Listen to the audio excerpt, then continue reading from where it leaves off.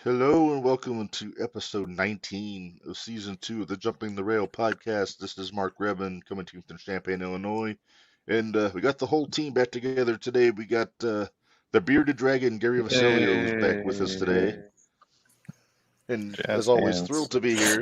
Jazz hands, yeah. And then we got Minderz with us again. Minderz, how you doing? I'm hanging Still- in there. Still Still hobbling gimping around, I around. know. Yep, still hobbling around. What you And hey, do? I saw the video. Oh, Gary didn't know. Oh, you don't know. Oh, Gary doesn't I- follow us on socials, so. I broke my foot So- 2 weeks ago. Oh, So I'm on crutches and in a wheelchair. It's good times. yeah. Apparently, I had a fracture at one point, and it formed a bone spur, and then that rubbed on a tendon, and my whole foot was jacked up for like a few months because it was Yeesh. just did not want to calm down, and feet Angry stuff foot. great. Yeah. Yeah, Mark Yeah, got to but see me on my not- crutches last night. I sent him Yeah. sent him a video of me hopping along. Yeah. It was a good time. Some people So, enjoy feet stuff. Cough cough Tony Atlas, cough cough, but that's not the kind of stuff we're talking about. No. I saw he's on the new season of Beyond. Well, no, not Dark Beyond the Side. Mat. Dark side of the ring. Dark Side of the Ring. Yeah, Yeah. they Well, brought they'll him probably back. get into the feet. Oh, Tony. Yes. Oh boy, Saba Simba indeed. So Yeah. we got quite a bit to talk about. We're on the heels of the big draft this past weekend, WWE. I'm sure we all have opinions, what they did wrong, what they could have done better, and I guess the obvious thing for me, Roman goes number one, no surprise. I wish Cody would have gone on the same show as Roman. I mean, they can still do that. He's not going to get the new They belt can. either. I don't think he will. He won't. But, He won't get the new belt. Something will happen. I think Brock will screw him on it. I think this whole thing with Brock is going to take us to. I hope he doesn't. I hope Roman doesn't hold that belt past Mania. I don't want him to hold it till Mania, but they're I got a talking feeling now he's about gonna. wanting to break Hogan's record. So I mean, I don't know who. How many people are you just going to feed to the paper shredder that is Roman Reigns? Well, it's almost to the point where they got to start recycling people. I don't know who. Off the top of my Well, they head, I can't already. remember who all went to. Well, they had so I've many got the. people. They had so many people lose almost clean, if not clean, to him. So it's just, There's one Oh. that didn't. yeah, But of Yep, course there's he's on one the other guy. show. yeah. Right. So he'll. I think he's the guy that wins the new belt. I Once do Seth too. Franklin or Seth freaking Rollins. I haven't listened That's to Cornette Franklin. today. And, I don't know about, because I heard Drew was unhappy, so I wouldn't be shocked if they gave it to Drew for a while. Drew. Yeah, I'd be okay with that. I like Drew. It Well, could come yeah. down between Seth and Drew, and I'd be happy. Let those two go at it. Yeah. Drew McIntyre is what JR would refer to as a blue chipper. Like the dude is Yes. a giant Scotsman. I'm secure in my manhood enough. Dude's handsome, just jacked out of his mind. Has a different look than most people, and can Yeah. work. Yeah. And can cut a promo if they don't make him do the stupid babyface promo. Like he's got was it gonna say, all, so I don't understand why he's not. And he led them through that COVID era where it was just. Yeah. So I think he deserves a little bit of a shine. hmm If he doesn't win the title, I think he needs to go heel. Yeah. Yeah. Just We have a friend way, in the if- chat. Oh, do we? Is it one of our? Hello, Bari, my friend. He's our sometimes substitute co-host. Jabari Sinclair is in the comments there, so I'm sure he'll have some takes along with us because we talk about this shit all the time, Minderz, We do. as it happens. We do. So one thing that threw me off is all of the free agents that they announced that right now are going between shows, which I'm guessing is just because they don't know quite yet where they want to put them at. Yeah. I mean, Brock is the one they made a point of saying is just can come and go as he pleases because of his contract, which doesn't surprise me. He's the It's biggest Brock, attraction they yeah. got. Omos surprised me that they made him a free agent, that he's going back and forth. But that kind of goes on the Andre territory. He's the giant, So, but yeah, the big picks on Friday SmackDown. Roman obviously. I'll start with going to SmackDown. You got Roman and Bianca, Edge, Lashley, AJ's back, so the OC's going to SmackDown. And then they called up the NXT Women's Tag Team Champions, Alba Fire and Isla Dawn, who I'm a big fan of. So that should be interesting. Yeah, that's the one. That's probably the thing I don't get the most is they called them up and then that same night had them tag match for the championships, and then like the next night on TV, they call up the other team that was going to go for the NXT. Yeah, they announced the match last Tuesday before the draft even started, and then both teams got drafted. So I don't know what's going to happen with that. So dumb. I'm surprised Breaker didn't go. I'm not. Rick screwed it up for him. You think so? I do. It could be. I think Dad screwed it up for him. I'll tell you what I was surprised. I thought that they would announce Waller on the air on TV, not do it on Raw Talk after the show was Grayson over. Waller went. Yeah. Waller got drafted to SmackDown. Yeah. But he was literally the last pick they announced on Raw Talk. Yeah. I heard they're going to start making cuts again, though, too. So, like, I won't be surprised. I was surprised about Cameron Grimes going to SmackDown. We haven't seen him in a while on NXT. That was a pleasant surprise. That was a very pleasant surprise. I figured he would have been called up months ago. I think he was supposed to. I think he might have been hurt. So I think they had to wait for him. That dude's. Well, I mean, the only thing holding him back is maybe size. Yeah, maybe, but he's got the charisma of a man twice his height. Well, he's a great worker too, and dynamic promo. And yeah. Second generation guy. I wonder if they'll keep the same gimmick on him, or if they'll change it. I hope not. I want them to change it. You don't like the To the Moon stuff? No, I'm not a fan. I like how he came up when he had the top hat and the. At first, it was fine, but as it's gone on, I've gotten sick of it. Right. When he won all the money from GameStop or whatever, it's like, that was a topical storyline at the time. At the time. From what I understand, he actually did make quite a bit off of him. Like that was. That was a shoot. Wow. Okay. That was a shoot they turned into an angle that he made quite a bit. Like he actually did invest in GameStop and pulled out just the right time and made quite a bit. And so they're like, oh, well, we're not really doing anything with you, so let's just use this. Ted DiBiase just off the $1 million belt. Around. Yeah. Let's see. Raw picks last night. Just go hit the highlights. Rhea was first overall last night, which I thought was a good call. I know that didn't surprise me at all.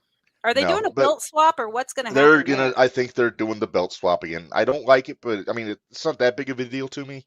Just because the belts aren't. There's not one better than the other, so it's literally just swapping out two different pairs of shoes. So you got Rhea, Charlotte, and Asuka all on SmackDown. No, Rhea's on Raw. Rhea's on Raw. Bianca's going to SmackDown. Yeah, okay. With Asuka. Bianca, Asuka, Charlotte. Right? Yeah. So SmackDown for the women's division, get Bianca. Let me see. Damage Control, which it is what it is, and Alba and Isla from NXT. Charlotte. Living. Oh no, they're on Raw. Asuka. I was looking. I pulled one up here Shotzi. to see if I could. Bless Kevin Patrick's heart for trying to make Shotzi seem like a big deal when she got drafted. Shitzy? He tried. Shitzy? And then okay. And I think that's all the big ones that were announced on TV. Then on Saturday morning, I'm trying to see who all got picked here. I'm excited about Imperium going to Raw. Yes, me too. Let's Let me see. But then I kind of figured when that happened that Yeah, Theory was going to SmackDown. Yeah, it's kind of made sense. I could almost see Theory staying on Raw, but then dropping the belt to Lashley because Lashley's going to SmackDown, so he could have taken the belt with him. He could have. But yeah, then some of the other the NXT. At first, I was worried. It seemed like they were taking all the big hitters from NXT because they took let's see, like I say, Indy. They took Alba and Isla, who were two of their champions. They took Zoe Stark, Apollo Crews, JD McDonough, Von Wagner, and the one I was actually excited about is Pretty Deadly going to SmackDown. I was too. That should be interesting. I also like Indus Sher going to Raw. Veer and what's his name and Jinder are going up to Raw. Yeah, I saw that. But I like them as a tag team, though. So that's why I'm excited. Yeah. Oh, Odyssey Jones too, by the way, going to Raw. I was super surprised to see Odyssey. Honestly, that shocked me, especially when you're sitting there thinking Breaker didn't go, and I was like, Breaker's no Breaker, not going. No Mello, no Mello. Okay. No Waller. I think was the blue chipper from NXT that went up. Him and Zoe. Yeah, but, I was excited to see Zoe go, and well, I still call her Casey Catanzaro, but right, Katana, whatever. Yeah, I was surprised they went up. I was like, wait, what? I was a little surprised by that. I mean, if Cameron Grimes is gonna, if size is gonna be an issue for Cameron Grimes, I can't imagine for Katana because she's she's a little thing, teeny, but also very talented though. Yeah. Just devil's very advocate. Athletic. Yeah, very athletic. Seems like they're gonna put the way back together on Raw because they got Johnny and Candice and Dexter and Indy all up there. Yeah. At least Austin won't be in it this time. Right. And he can get away from that. So. Yeah, he kind of dodged the bullet. Yeah, he did. Dolph Ziggler's a free agent. I guess that means he's gonna put everybody over. I was more surprised about Baron Corbin being a free agent. Dolph and Baron are just going to start parking cars and popping popcorn. Yeah, just. Oh my goodness. We can all breathe a sigh of relief. By the way, Otis and the Maximum Male Models will be on the same show. Yay! I was surprised they didn't break up Bloodline and Judgment Day, though. I was surprised. I'm surprised they didn't break up anybody. Yeah. I thought they were going to break up. I thought they were going to break up New Day for sure. You think so? I thought they were, but they didn't. They sent them both. They sent Woodsy and Kofi together. Yeah, so. They still haven't picked Biggie. I think he's on the shelf still, so they didn't bother wasting a pick on him. Yeah. I mean, they kept teasing tag teams could be split up, factions be split up. They didn't split up anybody. Well, yeah. I figured they'd at least split up the Street Profits. They made a big deal about sending factions as a group. Yeah, somehow, the majority of the picks were groups of people like LWO and Judgment Day and all of them. I mean, Zayn and Owens makes sense. They're the tag champs, so they got to go. Yeah. But that makes me wonder what they're going to do about the tag titles, though. If they're only going to be on Raw, then SmackDown's going to want their tag titles back, I would imagine, right? Well, I mean, it seems like H has decided to not have just one set of belts, so. Yeah. Oh, we'll get into that too. I know you don't like that. I don't like splitting up the belt, but the belt mark in me thinks it's a really cool looking belt, though. I'm not a belt mark. Look at that. I thought it was cool. Yeah, that is a beautiful piece of gold right there. It reminds you of the old big gold. It does. A little bit of upgrade, a little bit of modernization. Yeah, they still got the side plates on the sides there for the custom plates that they put on for everybody. The only thing I would have done different if I were Triple H is I wouldn't have just said, "Hey Roman, I'm making a new belt and you're going to." I would have made Roman choose. Told him I was stripping him of one and made him choose where he went. And then you can have a little bit of a, because they've kind of laid some groundwork where Triple H is kind of being snide about Judgment Day, and that could have just been, more of a, because you make Roman come out and you say, hand me one of those. You pick. Yeah. I would prefer that you just do away with the Universal and just go back to being WWE Heavyweight Champion. But I would have created that. I would have still had that new belt. And I would have put, then see, that's what, then once he hands you that belt and you're like, okay, well, you chose SmackDown. And he's like, yeah, that's my show. And then it's like, well, this is the new belt for the world. And that would have brought out that big, new, beautiful belt and have him just salivate. And it's like, if you would have came to Raw, you would have got this. You would have had this. But you chose SmackDown. Yeah, Paul was drooling a little bit last night when he came out. He was. But this opens up a door for something that excites me, though. I know it won't happen, but it makes me think, Gary, about the All Japan Triple Crown. Yeah.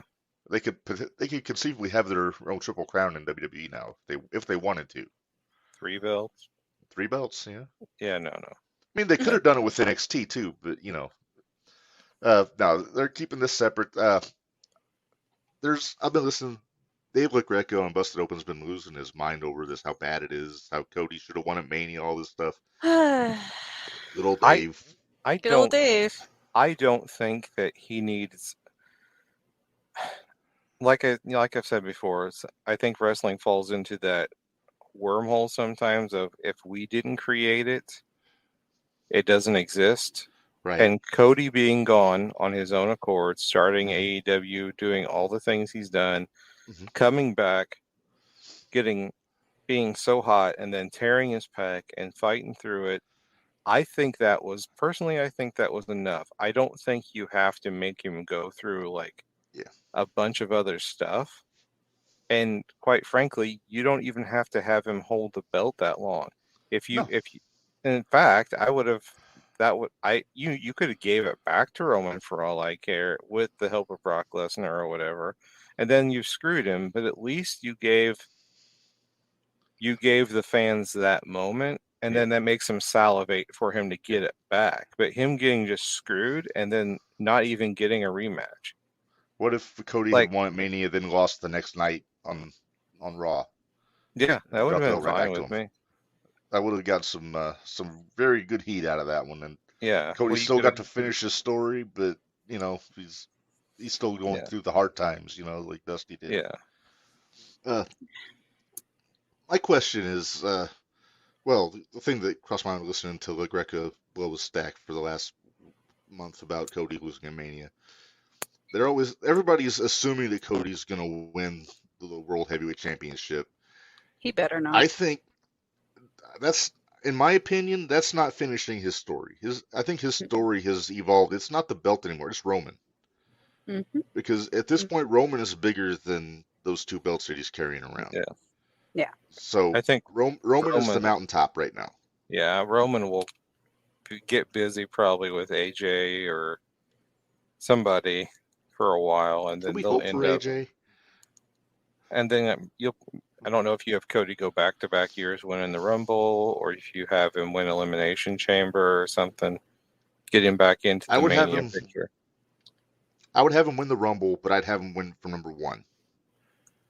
Because it seemed really flat to me that he won coming out at number 30 at the Rumble this year.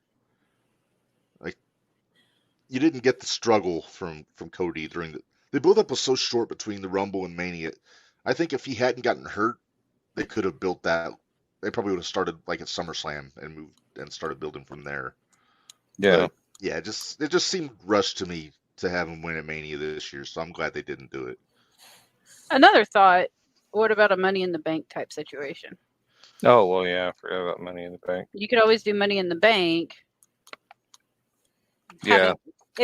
Possibly. Almost, I hate to even suggest it, but having do like Seth did. Hold on to the thing until WrestleMania, then cash in, or make the announcement, cash in beforehand and say, "This is what I want." I don't know. I just think that whoever wins that pretty belt, and I know it shouldn't be Cody. And Mark, you and I kind of talked about this. It's a consolation prize. If Cody wins it, it's a consolation prize. If Cody wins, it's a consolation trophy. But if it's anybody else, it's not. Trophy. Right. What they could do, if say Cody does win that title, then whoever wins Money in the Bank, whether, and I'm trying to think who it would be from the heel side, maybe the Miz, just as an example. If the Miz cashed in on Cody, LA Knight's on SmackDown. Oh, that's right. Yeah, but no, say like, I'm just using the Miz as a hypothetical. If he cashed in on Cody and took that title from him, then you got Cody back on the struggle again, and then the thing I keep coming back to is WrestleMania 26, Shawn and Taker. It was it was the second match. The first match was at 25, and then starting at the end of that year, Michaels kept trying to get Taker into a rematch because he wanted to end the streak. That was his white whale. Yeah. And finally, he got Taker to agree to the match, but still lost anyway. They could do something very similar with Cody and Roman at this point.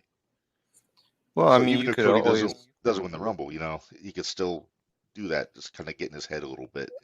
Well, I mean, you could always have Cody like find a way to become a free agent himself. Yeah. And be bouncing between shows and, just win a match with a stipulation or something that he can go anywhere he wants. I had a convoluted idea, Gary. Do you remember the collusion scandal from Major League Baseball in the 80s? No. It was like 86, I think, and the owners colluded to like lowball the big talent free agents so they'd stay with their team. That's why Dawson went to the Cubs for like the league minimum and won the MVP. I thought that they could have done, and it doesn't make sense now because Cody went on the first night. If Heyman had like conspired with, say, SmackDown to not pick Cody, so he would go to Raw. But then if that got discovered, then Pierce could say, okay, yeah, Cody, you're a free agent because there was collusion. And then that could get him to Roman. But the way that the draft played out, that wouldn't work. But I overthink things. So that's where my brain goes. I think we all overthink things, but we're all like, we could have done I think it's an epidemic, overthinking. All right, I'm going to put you both on the spot. Who do you think needs to be the first World Heavyweight Champion on Monday Night Raw?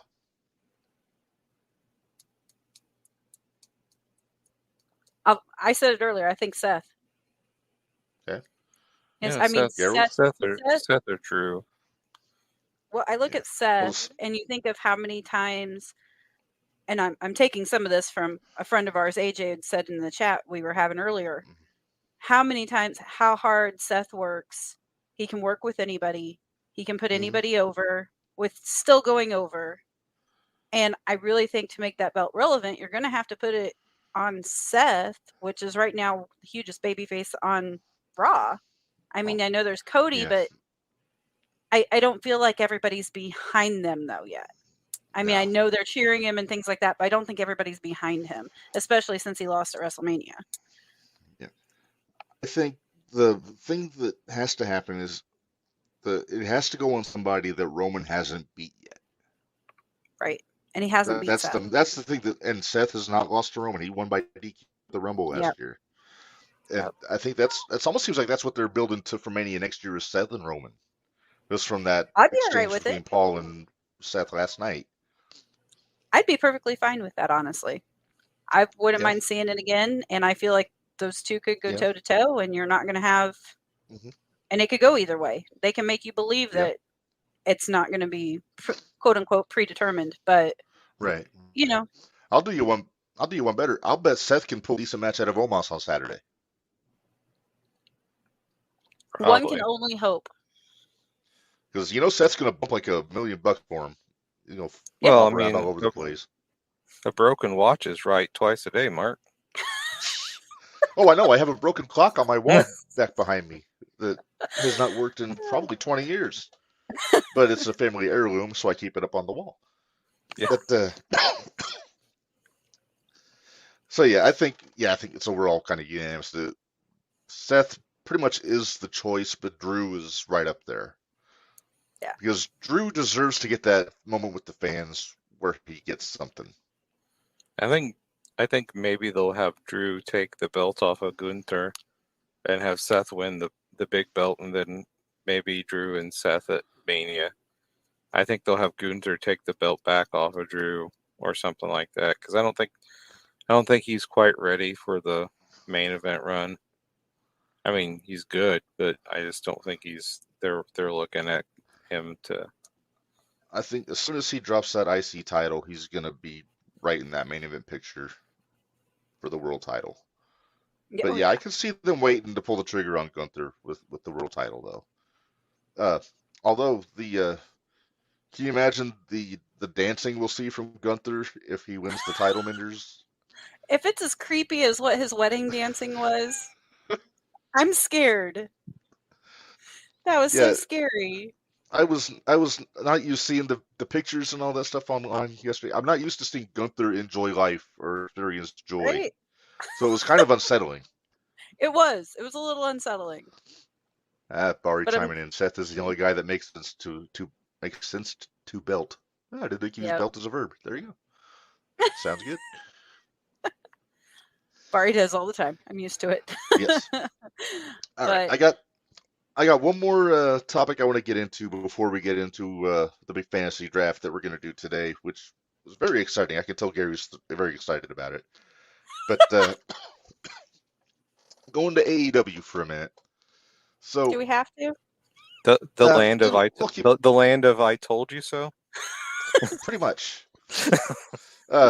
First off, 35,000 tickets sold already in the pre-show for Wembley, which is pretty impressive. It's already their highest grossing show. It sounds like Tony's shooting for 90 when the tickets go on sale to the general public on Friday, which I don't know. I hope he does it just because, you want to see everybody succeed and everything. But if they do, they got to have a card to back it up, which is where I'm wondering what they're That's the problem. That's neither here. I just wanted to throw that out there. But then the other thing I wanted to mention is with the fiasco that was the Adam Cole, Britt Baker, Jericho segment the week before last with the handcuffs and everything.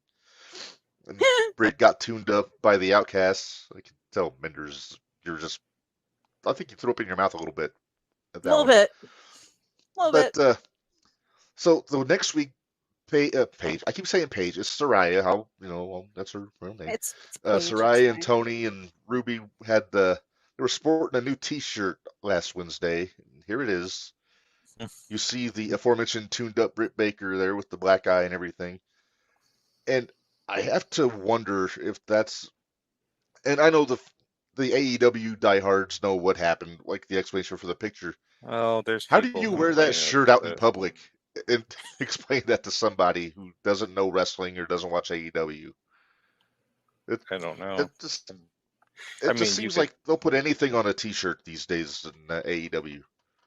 I don't know what that's like. Yeah. Well, yeah, exactly, Mark. Big drink. I'm working on a new one. I'm hoping it gets approved. Well, the last one that she had, the last one Britt that I remember of Britt's was the one where she had the blood dripping down her face from the tooth and nails match or whatever. Yeah. So it's like, I guess this is kind of her go-to.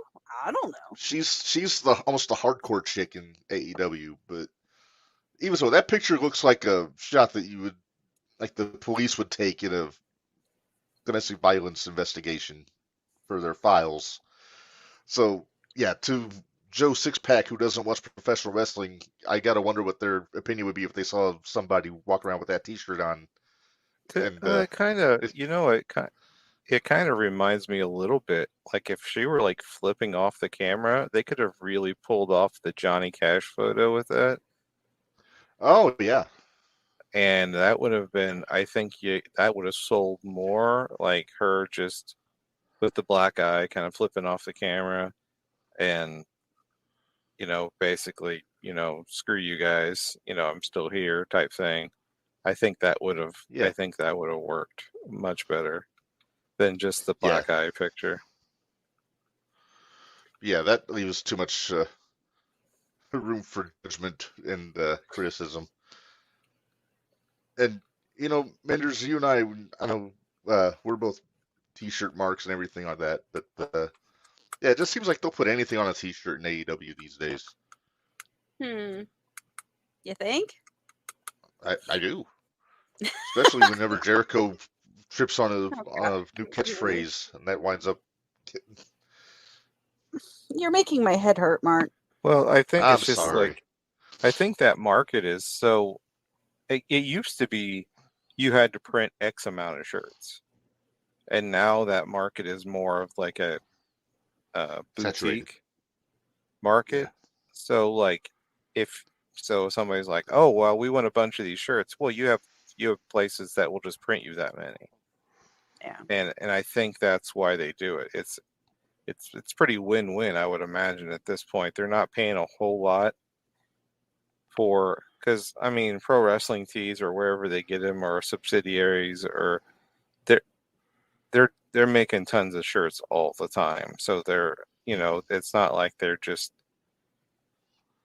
I think that's probably where they're at, because you see WWE selling way more shirt, like different varieties. It used to be one guy would have one shirt. Unless you were Austin or Rock, every time they come back, they have a different shirt.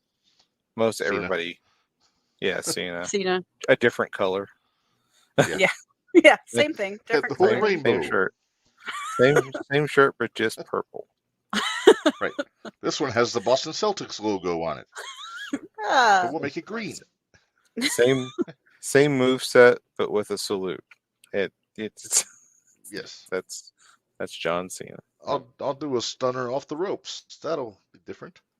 It'll sure be something. Yeah. That's for sure. Yes. So, keeping on the I told you so tip, Gary, did you see CM Punk was at Impact this past week? Yeah, well, I was in Chi-Town, so. Yeah, he's kind of making the rounds. He visited WWE when Raw was in Chicago. Then Impact on Friday. He's just kind of go visiting everybody. From what I understand, from what I saw, there's going to be a new show on Saturdays, like a 2-hour AEW show. And the first sounds like it's going in the old Saturday night slot, the old WCW Saturday night. It's going to emanate from Chicago. Oh, I hadn't heard that. Yeah. So, but I know it's supposed to be like revolve around Punk, and like he's going to have a separate roster of AEW talent on that show. So the split rosters is catching on like wildfire in professional wrestling. Well, I mean, Punk could show up in London, but you would figure though you wouldn't want to make him showing up there a secret, because you would want to use him to sell tickets. No, they should have announced him for London like last week before tickets went on sale. Yeah, they don't even have to say what match he has, but if he's there, he's going to be in the main event. Whether it's Jericho or if it's Omega or if it's the trios match we always talk about, the Elite and FTR and Punk. Well, they had their meeting behind closed doors and I guess fleshed out all their issues. So that was the meeting that happened a year ago. Yeah, but Jericho has when they said, "Hey, want to do this angle?"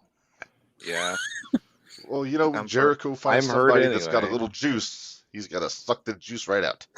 Yep. He's trying it with Adam Cole now. He's gonna try when Punk comes back. Well, I know he hasn't taken a shot at Wardlow. I mean, I noticed Action Andretti didn't quite go as far as they wanted. I don't know if he got hurt or what happened, but I think he's just. I know they were trying. Dark. Yeah. Well, Starks is tied up with Jay White now. Yeah. Ricky Starks has a chance to be something. He's got a lot of charisma and he's good in the ring and can cut a promo. Has a nice smackable face. Yeah, it's great. I just don't know where he goes. Like, I don't know what belt. Seems like Hook's never going to lose even the FTW title. They need to retire that thing. I forget there is one because, well, now he's hanging out with the Hardys now, so I don't know when he's going to defend that belt again. Oh, But I Jeff. said Stark should have been TNT champion 2 years ago. I agree. Just because he was TV champion in the NWA before he got to AW. Now So it would be that's kind nice of to his see him. wheelhouse. It'd be nice to see him get that intercontinent, whatever the hell they're calling International. it. Yeah, that one. Let him go Have after him that beat one. Pockets. Please, dear Lord, Because somebody beat Pockets Pockets.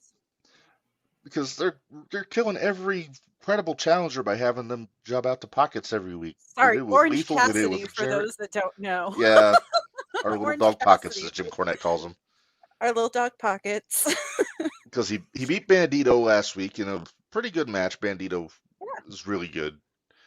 Beat Lethal, beat Jarrett, beat Buddy Matthews. All of these people could have easily wiped them out with Orange Cassidy. Buddy Matthews' match with him was actually really good. I actually stomached honestly, that one. I couldn't stand him to begin with, but like his work in the ring isn't bad. No, it's not bad at not. all. And it's the gimmick. Quackenbush trained him. Yeah, it's the gimmick I hate. The gimmick has come along a little bit. I mean, he's way more aggressive in the ring now. Like he does show like emotion at times. Yeah, I wish he would show a little bit more. But I don't know if you're ever going to get him totally stripped of that gimmick. Because that's kind of what makes him. It's too over. But, yeah.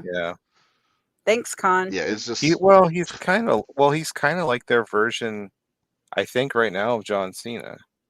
Like he is, like you see a lot of kids in the audience dressed like Orange Cassidy, and so I'm guessing that's a big seller for toys and merchandise and for kids. And so I think that's probably why he's getting the run, and you're not going to change his gimmick too much.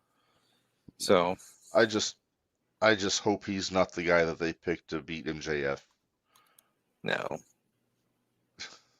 I hate you. Although right now. the MJF promos on Orange Cassidy would be. Can we please have that? Can we please have that at least? I would take that. I would be. Oh, by the way, content. Tony Schiavone calls MJF a prick on the stage on Wednesday. Why didn't MJF just go and knock the hell out of him? Please, that'd been great. I mean, it would have been great. That's what as the champion, that's what he should have done. He's the top heel in the company. If old timey announcer Tony calls him a prick, he should have knocked him on his ass. Yeah. For maximum heat. Yes. I like Tony. I think MJF should be a little bit more like a shit heel than he is. Oh, like chicken shit, you mean? Yeah. So, like, I think he should have went, and then I think Tony should have squared up with him, and then MJF kind of backed off. or Lois come out. Yeah. But, like, because, like, mess with Lois. He's just, like, he always has a great promo, and he's got a great character, and he protects the business wherever he's at, which is great. Oh, Minderz knows. I know firsthand how well he protects the business. Oh, did you stand in line for him, or? I did. Actually, I didn't stand in line very long for him because I timed it right and the line had kind of cleared out. Yeah. But I had him sign. I took it down. I had him sign a T-shirt for me that said "I heart heels" from our website. Yeah. Or JTR, and I handed it to him. I said, "Would you sign this for me?" And he says, "I heart heels." I don't get it. I was like, "Okay." And then he like signs it, and instead of throwing it at me, he handed it to me, which I was impressed with. But I did wear a Jim Cornette shirt, so to get out of that. Yeah. But the people in front of me had a baby with them. Yeah. And the baby started crying. Yeah. He yelled back at the kid, and then told them that they shouldn't have brought their baby in there. Oh, it was great. It was so much fun. That went viral. Somebody got that on video. Yeah, I have it. But it was so fun. And then when there was a guy in a wheelchair. I saw the video. Yeah, there was a guy in the wheelchair that the guy or MJF goes, "Come on, Hot Wheels, hurry it up." It was so much fun. Yeah, I think he needs another. Throw him. Yeah, I think he needs a little bit of a layer of just kind of being a coward more, just to protect. I think he should have the belt for a while, but I think that where he needs to become like a paranoid like Howard that just runs at every opportunity just to hold on to his belt because he just feels it slipping away. Because otherwise, like, it becomes one-dimensional. It's just him being like a heel, where he just runs through everybody. I would like for when Punk comes back. At first, he plays nice, and then one day, it breaks down between him and Omega or something, and they just kind of can't do it anymore. And then FTR comes out to help break it up. The Bucks come out to come break it up. They have their I wouldn't mind like all them joining up with MJF, even to just because MJF hates the AEW originals more than they do, probably. So he seems to. It only makes sense where it's just like you have a bunch of people who's like, well, we hate these guys because they don't use their potential. They're just, or like, I'm not saying, the Blackpool Combat Club is basically that right now. Daniel Bryan is making a lot of sense. Yeah. He's the only one in that group that's making any sense right now. And then you got Moxley. Yeah, then you got Plumber Moxley. He just hits stuff, which and bleeds. That's it. That's all he does. Which, hey, John Moxley has hit stuff well for. He's like he's made a good living out of hitting stuff. He's like the shoveler of AEW. If you ever seen Mystery Men, otherwise you don't get that reference at all. Oh, he's like a cross between the shoveler and Mr. Furious. Yeah. He's really angry, and then he forks people. Yeah. We have another listener. Oh, do we now? There's AJ. We talked about it. There's AJ. We Claudio talked about fading him into the earlier. background and that whole thing. Did somebody take the belt off Claudio? Yep. Who did that? No. Oh, that's right. Joe? No, I thought. No, Joe's TV champion. Jericho did, but then he dropped it back to Claudio. Yeah. Oh, okay. No, Wheeler lost his belt to. Yeah, Useless lost his belt to Shibata. Lost his belt. Shibata. Yeah, to Shibata. Sorry, Utah. Yeah, sorry. Our bad. Yeah, so Shibata's their pure champion. Joe's the TV champion. And Claudio's the world champion in Ring of Honor right now, which is a damn solid crop of champions. And there's not a new tag team champion yet.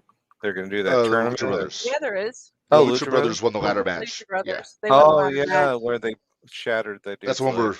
Yep. Yeah, that's where Dante broke his leg. Yeah. Where they should have. It should have been the Kingdom. I'm just going to say it. It should have been. I agree. It should have been the Kingdom. Well, Dante should have been dead there. He came real ideally, close. well, not ideally, but theoretically, yes. I shouldn't say ideally. That came out wrong. Not ideally. Yeah. Because Dante seems like a nice kid. I don't want to see him dead. No. Yeah, but he shouldn't be doing. I'm not even going to get started on that. It was one of the dumbest spots I've ever seen in my entire life. And I wasn't shocked who did it. Yeah, me neither. Yeah. I was like, oh, yeah. Well, this is the same tag team that Luchasaurus almost killed Phoenix on a table a year and a half ago. Yeah. True. Old Luchasaurus. He's sniffing around Wardlow now, but that's neither here nor there. Oh, Dino douche. Sorry. But he's got Christian with him, though. Yeah. That's his only redeeming quality. Am I going to have to start putting up a little caption with, like, these name translations? No, as long as somebody says it before. As long as somebody says the name before, I'm sure they can figure it out. I mean, I like his newer, nastier gimmick. Like, I think it works much better for him. Like, he looks more intimidating now. He was a litigious mask. He's a big dude that can move, and then like him and Wardlow could have some sort of match. Like, I think Warlord, yeah, John Lord, not Warlord, very different. Not Warlord, big difference. I think John Nord could. Yeah. But no, I think Wardlow suffers kind of from he was the big man, but now there's actually big dudes.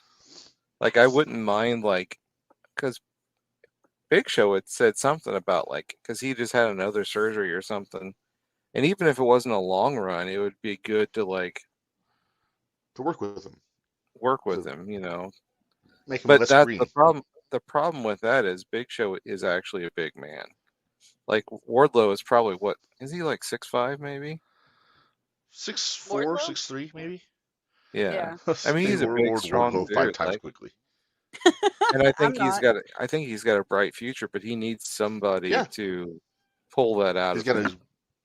Yeah, I think that's why they put him with Arn to kind of help him out. But I think Arn was the best thing for him. I know, but I still think Arn was the best thing for him to kind of be a mouthpiece. Yeah. On the other hand, putting fucking QT with Hobbs was just a Barton church. Holy cow, Wardlow's only 6'2". Really? Well, look at all the other people in AEW that run around over there. All the rest of them are 5'5", 5'6". Compared to Adam Cole, he's 7'4". Right. And 500 pounds. Yeah. The incredible shrinking Cole. I don't understand that. You had all that time off just to work out, basically, because you couldn't do anything else. Well, now that Roddy's there, maybe he can kind of get him back in the gym. I don't know. I was surprised by that. I was pleasantly surprised. I was too. Don't get me wrong. I understand that all four of those guys are top-notch professional wrestlers. I've just never really liked any of them. Roddy is probably the one I like the most. And Cole is good, and he's by far the best character-wise and on the mic. But, man, it's just... Oh, I loved Kyle. It's I hard. Love Kyle. It's hard to keep suspending disbelief, where you got a guy that, small. Yeah. And I know that people, wrestlers get mad. It's no, it's just, man, eventually you do have to listen to because Lord knows I don't love giant dudes either, because half of them can't move. Omos doesn't do anything. Right. And he's getting better though. He did good with Brock. Yeah. I mean, Big Show was, if I think in the future people look back on him as just a freak of nature. Yeah. Because he shouldn't be able to do what he was able to do it with at his size and work as long as he's able to work. But if you're going to have getting mad, because Shawn Michaels always looked like $1 million. He was jacked out of his gourd. He was, always had just that look. But if you're that size, you gotta try to pack it on. You gotta try to pack that muscle on, like Pac. Yeah. Pac is a smaller dude, but he's just jacked to the gills. Whether or not he's on the secret sauce or not, that's not for me to say. But it's a possibility to get like that if you're that size. Your frame's not that big. Like Rey Mysterio's always been pretty well muscled for a dude that's 5'3" or 5'4" or whatever he is. Yeah. Well, look at Dynamite Kid back in the day. Yeah. Dino. Well, Kid was 5'7", maybe, and had the physique of a 300-pound man, but he was moving around like a cruiserweight. Well, see how well that did for him later in life. It didn't work out well. No. Didn't work out well. No. Have you seen his nephews, Gary? No. Brett started up territory in Calgary again, dungeon wrestling. No, and I didn't. So they brought in the Billington Bulldogs as one of their tag teams, and Thomas, the shorter one with the hair, is almost a dead ringer for Stampede Dynamite. Are they going to wrestle the Von Erichs at some point? Because I would imagine at some point. Why haven't I've never really seen the Von Erich boys work? Are they good? Oh, they're very good. Yeah. Mm-hmm. Are they just MLW? Mainly, they've gone around some of the indies here and there. I think they did New Wave, didn't they, Minderz? If they did, I didn't see that show. I wasn't there for that one. If they did, they haven't done it recently. I'll put it that way. Yeah, they usually Kevin's always in their corner, but eventually I'd like to see them. I want to see how they would do as a heel team, but that's a ways off because they're so over with the family and everything. Yeah. Well, we've put it off long enough, you two. So why don't we get into it? The theme for today's show, which we kind of lollygagged, we had a lot of stuff to talk about, but it is time for our fantasy draft, the current stars edition. This is our first time doing this. But how we're gonna do this, and we'll do this there, like here and there down the road, but 10 rounds, and basically you have a minimum 2 men, 2 women, 2 tag teams, and then the other four picks, or you can pick whatever you want out of those 3 categories. So I just ask that you keep on your toes. I want to have as little duplication as we can. So be ready to call audibles if you need to. Do we have to write these down, or are you writing them all down? I'm going to keep track here. I got it. But let's see here. And so we're going to start off, and there we go. Round 1. There we go. Oh, you were. I have a lot of free time. I didn't have a really busy day at work today. So round 1, and let's see.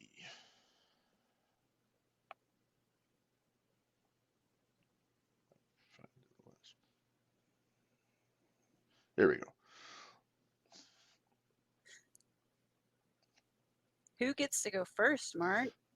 Well, because I'm a gentleman, we'll let Minderz go first here. We'll go Minderz, Gary, then me. Okay. Well, my first pick is FTR. Ooh. Okay.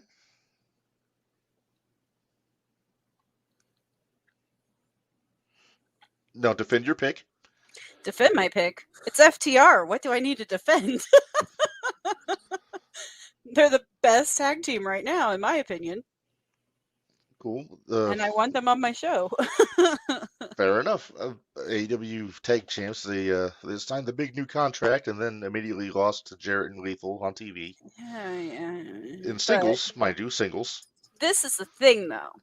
I wouldn't use them the same way. I wouldn't use them the same way the idiot's using them. So the idiot. Wow. The idiot. Wait. By idiot, you know that guy that's not.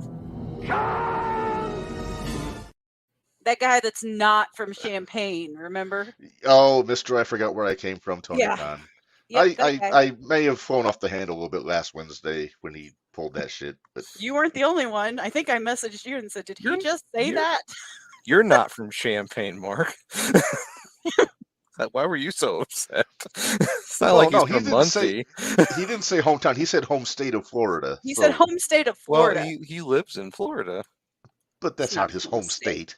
Come on. Guess. Where was he originally born? Was it Champaign? Or did he just spend most of his childhood there? I don't have the time or inclination to Google him right now. But oh, so just wild accusations coming out of the press again. No. Come on, Mark. We can't lose our press passes. Come on now. What press passes? Oh, yeah. We don't have those. Oh. All right. So let's see here. Damn it. I'm trying to get my thing going here. Who's next? Gary, you are next here. I'm going to pick Rhea Ripley. Knew I should have done her first. I knew it. I should might have rephrased that there, Minderz. Nope, not going to. I'm mad about that one. It's just she can built right. She could work a man or a woman, and she is very true. And she's also a legitimate threat, or she's come a long way with her just mic work and her character work, and she has got a great look, and I would build I would rather build a division around her than I would like a Jade, because Jade's still a little green. Yeah. And Rhea is not. And like Rhea can put a strong match on with pretty much anybody. So. Okay. She's definitely the most over female talent on WWE right now. Yes, very much so. All right, Mark, it's to you. Very sound picks. I'm going to go a little bit off the beaten path a little bit here. I'm going to go to MLW. And I'm going to pick probably the most credible guy that they have, who I wish would get a shot on more widely found television, and that is their former World Heavyweight Champion Jacob Fatu.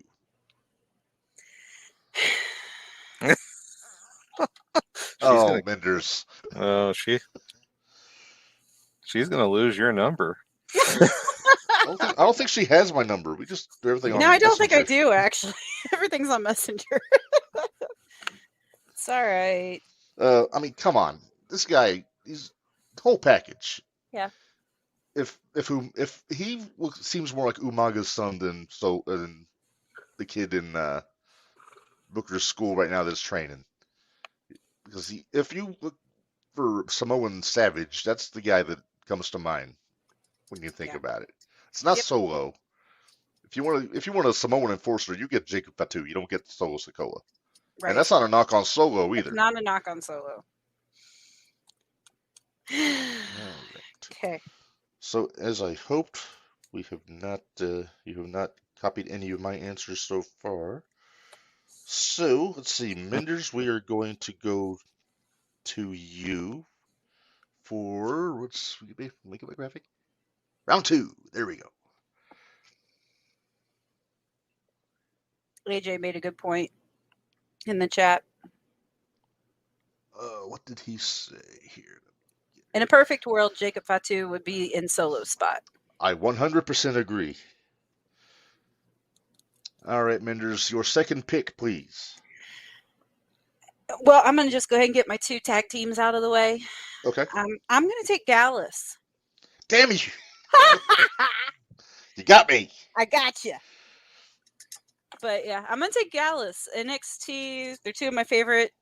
They're my favorite guys over there right now. They're great. They seem to be able to have a good match with everybody. Yeah, they're just fun. All right, Gary. Very sound choice here. Gerald, your second pick, please. Cody Rhodes. Ooh, man, you're just getting all the main eventers. Well, I'm picking people that I can, if you had to in a pinch, they could be a heel, they could be a face, they can work this person, they could work that person. Cody, eventually you could make him a great heel if you wanted to. He doesn't seem to want to, but I don't care what he wants. This is a fantasy draft.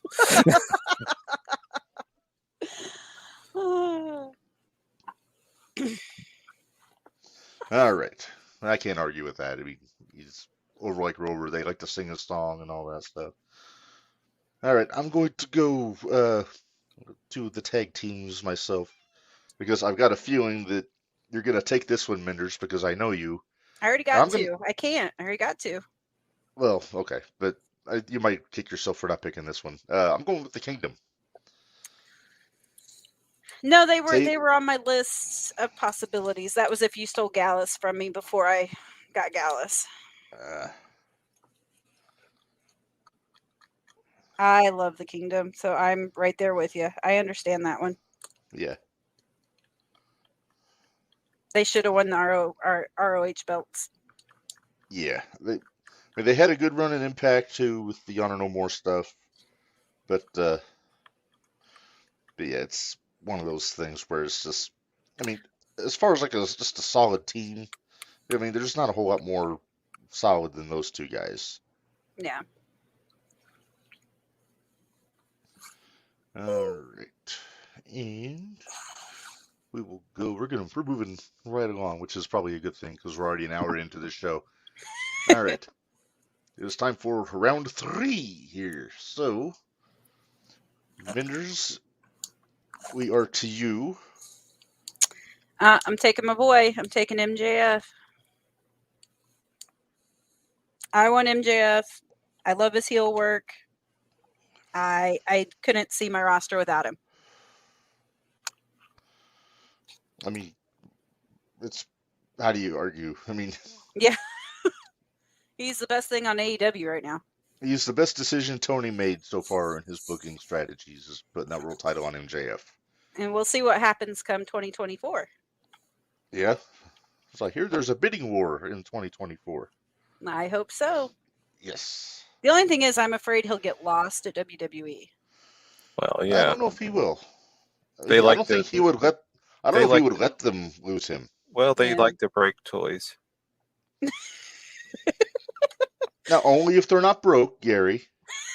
Yeah. They like to break things that aren't broke. Yeah, and by they, then, we mean Mr. Mustache.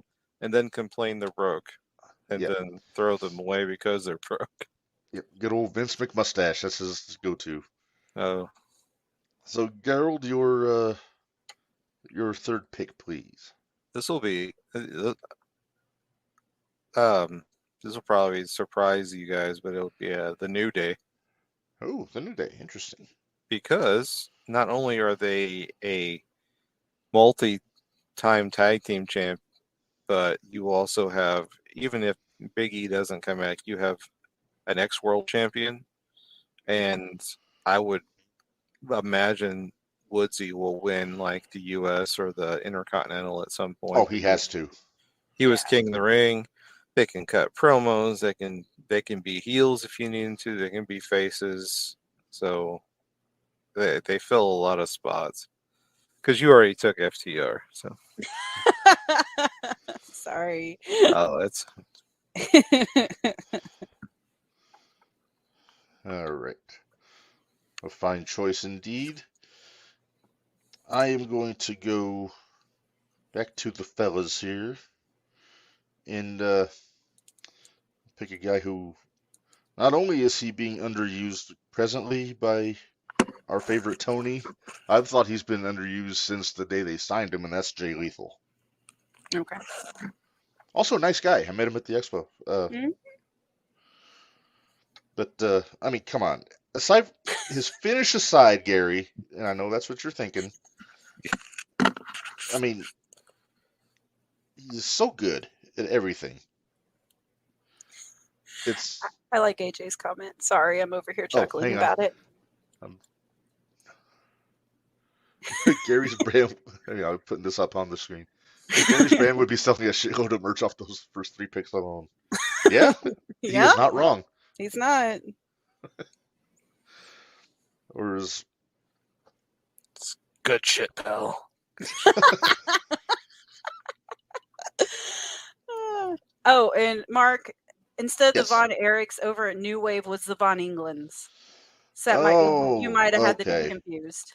That's very possible. AJ just brought that to my attention, so. All right. And that very well could have been it.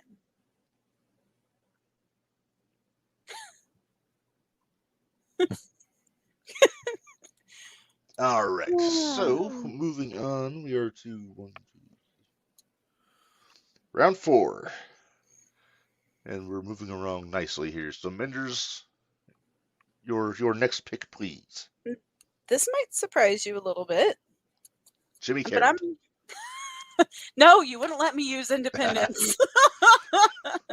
They would have been your first pick. Yeah, he would have. Zoe Stark. Ah. Oh, sorry. Yeah, that's fine. I'm going to take Zoe Stark. I think she has a lot of potential. She's built like a brick shit house. Damn right she is. I could see her and Rhea going after it. So I don't think that'd be a terrible match at all, as long as everybody's healthy. That would be the only problem with Zoe. She's not always healthy. Yeah, she has. She goes hard, and sometimes that comes back to bite her in the butt. But no, that's a very, very good pick there. Gary, to you, sir. Was Impact on the list? Yep. Yes. Oh, Tiana Purrazzo. Ooh, nice. because she's fantastic. She really is. Like her mic works come along. Like her voice is a little wobbly, but I think that's just her voice. But her character work is great, and she is just incredible as a professional wrestler. Like she just. No, I 100% agree. I agree. So, I think she has a super high ceiling. Well, Gary, you are done with the women if you want to be. So you have your 2 women already. Oh, he does, doesn't he? Yeah? All right. Well, I too am going to select a woman. Okay. It sounds really creepy out of context. Hang on, I got to check in with the wife. I'm home, but need to put scanner on. They have someone pulled over. 2 cop cars with flashing lights blocking entrance to our complex. Time to be nosy, she said. Oh, no, she's coming through the door. So. Oh, okay. All right. So I'm going to go with my my next pick, and I'm also going to go Impact, but I'm going with Masha Slamovich. I figured that was coming. Yeah, because also current GCW heavyweight champion. And yeah, she's just super legit. Had an awesome match with Mickie James not too long ago. Kind of weird match, but really good. Been doing a lot of stuff with Bully Ray, like almost like one of his heaters. And yeah, she's been really she's impressed the hell out of me. And I didn't know her very well till last year sometime when she was with when she came to GCW. But I am going to make her my first woman pick in this draft here. So with that said, we are going to go to 1, 2, 3, 4. We're on 5. Oh, 5. There we go. Round 5. There we go. This is the way I need somebody pushing the buttons and all this stuff, because the guy can only do so much. But I digress. I am going to go with. I'm going to take Mark Briscoe. Really? Interesting. I am. I will say it's a shame we couldn't have the Briscoes on our tag team list. Right. Because that probably would have been my number 2 pick, honestly, and I would have let you have Gallus. Honestly, that would have been my number 1 pick. Like overall, that would have been my first pick in this draft. Yeah. Yeah, unless I got him first. Well, this is very true. No, I mean, good pick. He's doing good stuff in AEW right now, just kind of being himself. And yeah. I don't really get the running around with Lethal and Jarrett and all that. He should kind of be doing his own thing. I agree.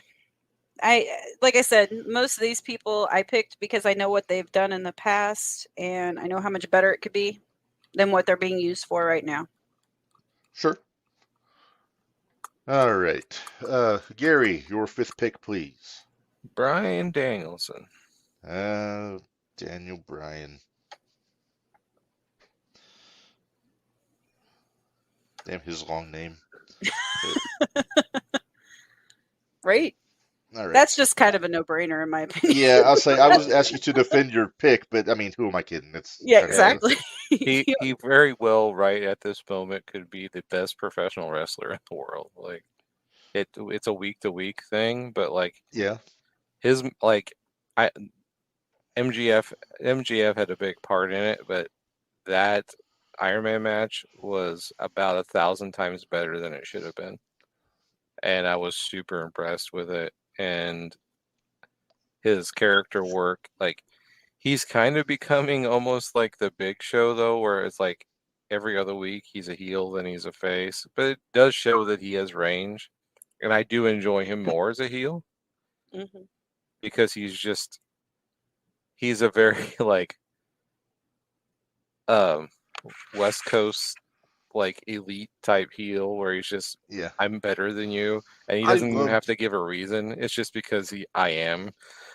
Yeah, like, I loved the wheat germ title belt that he had. Yeah. Oh, that was a beautiful belt too. Like the one he had in the WWE. Yeah, I really like that. But Yes. then Kofi had to go get hot. Can't hear you, Mark. Oh, sorry, I was muted for There a you second. go. I'm trying to get the wife to bring me a foot beat, but A I foot don't think she beat. heard me. Oh, she says, hold on. Okay, thank you, honey.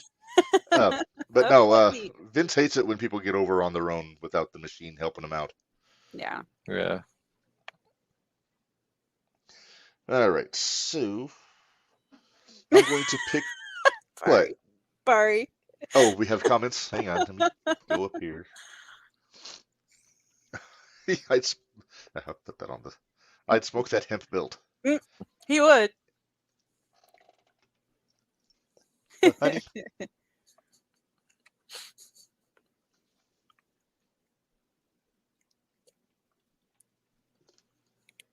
Put my empty can out of the way there. Thank you. I have to mind my manners. My brother called me out when I was less than classy last episode. When. All right, so my fifth pick, I'm going tag team again. I'm going back to MLW this time, also by extension GCW. I'm going with the Second Gear Crew, which is Mance Warner and Matthew Justice. That doesn't surprise me with Mance Warner being in there. Yeah, old Mancer, the eye poke god, and then Matthew Justice, who's kind of like the modern day Sabu. With he is one of those guys that takes a lot of stupid risks, but they usually pay off. Like he doesn't miss spots, and he manages. I believe it or not, he manages to be fairly safe for the most part. But there are some times he does things that make you scratch your head. But together they make for a really good tag team. I'm cool with it. All right. All right. Let me update my list here. There we go. Talking to myself, which is great on a podcast. All right. Round 6. We're over halfway home here, so we're going to go to round 6, and we'll start with Minderz, if you are so inclined. I'm going to MLW, and I'm going to pick up Okay. Hammerstone. Ooh, great call. I saw Hammerstone up at Dreamwave, and I was really impressed with him. He was against Lince Dorado, and that was the first time I'd seen Hammerstone in person, and I was he's just built like a god, and he's so big, he really is. and he's so good. He's really good. So yeah, I tend to overuse the term brick shit house, but that is Alex Hammerstone. It is. It really is. He's big muscly fella. I think he's hurt right now, so I'm curious where that leaves the world title over there right now. But and see, then I've got the dynasty going on, kinda. Oh yeah, because Hammerstone and MJF. Thanks for reminding me, AJ. I knew there was a reason I put those two together. Is Richard Holiday on your list too? No. I have one other MLW guy though. Oh. So. Oh, nice. Yep. All right, Gary, your 6th pick, please. Since you're commissioner, you'll have to okay this, because I'm not sure. Like, I consider them a tag team because I've seen them tag team, and when I used to put tag teams together for the Jim Desmond and Andy Darting tournaments in WCW versus NWO, it was if they've ever tagged together. So I'm going to say Claudio and Moxley.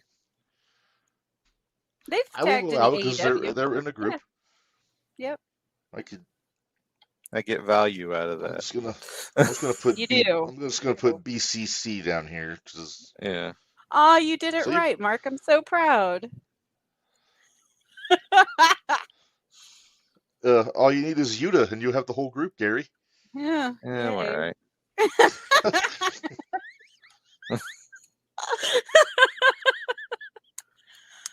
Oh shoot. Okay. I mean, don't get me. Wheeler Yuta is a very talented professional wrestler, but yeah, but yeah. I just yeah. He's useless. Sorry. Okay. Well, I'm going to pick my my second lady, and going to NXT. Somebody who I honestly thought was going to get drafted. You're gonna make me. I bet you're gonna make me mad here real quick. It's Roxanne Perez. No. You did not pick Roxanne. I'm picking I Roxanne did not Perez. pick Roxanne. I had Roxy as my babyface of the year during our year in review awards episode in December. And yeah, she's just really, really good. Very young still, so she still has a ways like a lot to learn. Mark, so I think would you consider her a prodigy? I would consider her more of a prodigy than some people that throw that name around. Sorry. No, she's not a prodigy. No, she's not a prodigy, but she is a prodigy. But who is? All right. So, but yeah, I think she's with Indy going up. I think she's going to get that NXT Women's title back and have a good run with it. AJ's could have picked the BB. No, I almost did it. Could have picked. You almost did it. BCC as one pick instead of picking Danielson and one in Claudio. But we're not Raw or SmackDown, AJ. We don't pick full factions in one pick. So what you're saying, Mark, is you almost did a BBC? I almost did. When it's supposed to be BPC, but Mark almost did it. Yeah, well, I almost did. He was also listening to Corny earlier, so I would let it slide. I was listening to the experience. Corny talking about BBCs? Yes, and he's talking about Blackpool Combat Club. Oh, well, no, he wasn't then. Is this some Urban Dictionary thing I don't know about, Gary? Yeah. Barry knows. I'm going to remain blissfully ignorant on this.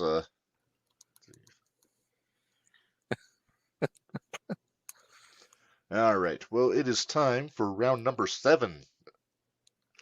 And we're, like I say, there's not a bad roster to be found out of these. So, Minderz, I will throw it to you then. Who is your next pick, please? Hold on. 7 and 8. Crap. Okay. I'm going to go with LA Knight. Ooh, nice. Yeah. I'm going to go with LA Knight. He can talk like nobody else. He's such a good talker. Definitely best promo on SmackDown right now. That ain't saying a whole. Well, except for Heyman. Except for Heyman. But yeah, I will give you that. Except for Heyman. And I'm taking off a lot of the people I had came up with because, yeah, I want certain people and. Okay. And one of them you're probably going to. Okay, I'm going to fight between two because I don't know which one I want. I've got 2 of them that I'm not sure. All right. Gary, your 7th pick, please. Oh.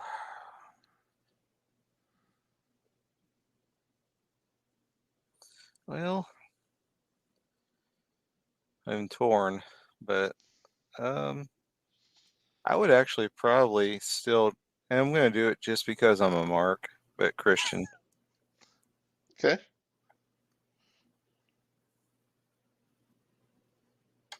Because you could go anywhere with him. He's going to outwork everybody, but not win a damn thing. Yeah. He'll also work everybody. Yeah, he will work everybody. He'll be the best worker in your company, just because he is, but not do anything. Yeah, definitely the best heel they got outside of MJF right now. Mm-hmm. And he doesn't have to do anything. He's just because he's smart. He just shows up, rolling in turtlenecks and lasers and having dinosaurs with him. Rolling in with the turtlenecks. Yep.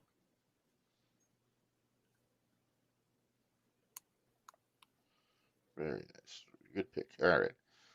Well, I too am going to go AEW for my 7th pick here. But I'm going to go with a new guy. I'm going with King Switch. So I'm going with Jay White for my next pick. Had him on my list. I hate you. Big fan from especially from New Japan. I hope Tony doesn't drop the ball with this one. You're asking a lot of Tony. Maybe giving him a little too much credit, but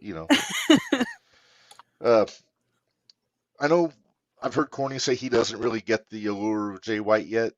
I mean, he doesn't. I don't think he watched a lot of New Japan. I was gonna say he doesn't watch any New Japan stuff. So in New Japan, with his stuff when he was feuding with Okada, when he was their world champion, it was just aces to me. He was easily the best heel they had in Japan. Well, in New Japan, I don't know about. I don't watch enough of Noah and All Japan to have an opinion. But loaded with charisma, really good at playing that sleazy heel. You gotta love a sleazy heel. Come on. Yeah. I do worry sometimes when guys come from New Japan that have been big over there because it's such a different kind of heel work, and that sometimes American audiences don't appreciate it because like everything has to be a little bigger over there, and over here it's a little more subtle. Yeah. And so, like, you kind of have to settle into a middle ground. I think that's probably why. Well, I still don't get the Okada thing. I don't either. I'm not a fan, to be honest. Yeah. All right. And let's see if I've picked the right one because I can't read for shit. Round 8. There we go. All right. So, Minderz, we're almost to the end of our list. So, what is your 8th pick, please? I'm going back to MLW. Ooh, a lot of MLW on this draft. I like it. Yeah, I'm picking up Alex Kane. Oh, I know you like Alex Kane. I love Alex Kane. I believe he made a stopover in 0-1 last year, if I remember right. He did. He sat down next to me in your normal seat. Nice. And he sat there while I forget who he was fighting at the time. I forget who he fought. But yeah, him and I sat there and had a conversation because the guy in the ring wouldn't shut up. So might have been Joey. Might have been. Might have been. But yeah, I'm gonna take Lander, Alex baby? Kane. No, it wasn't Lander. This was before Lander was talking as much. Alex Kane is a good pick. Plus, he won Battle Riot last week too, so they're really strapping the rocket to him. And his suplexes, oh my goodness, yeah, so good. Fight Club. Oh, it might have been. Oh, it was. Good call, AJ. Tanner Keeler. It was Tanner. It was Tanner. Tanner was yakking a lot though. That's not. Well, singing maybe. I don't see him as a yacker though. Oh, he can be. I still love him, but he can be. Yeah. All right, Gary, your 8th pick, please. Well, I figure if I do this, then you can also have nostalgia, just in case you ever want it. Just for the short amount of time they'll both be around, but I'm going to pick Edge. Ooh. Since I have gives you also a ready-made tag team there. Yeah.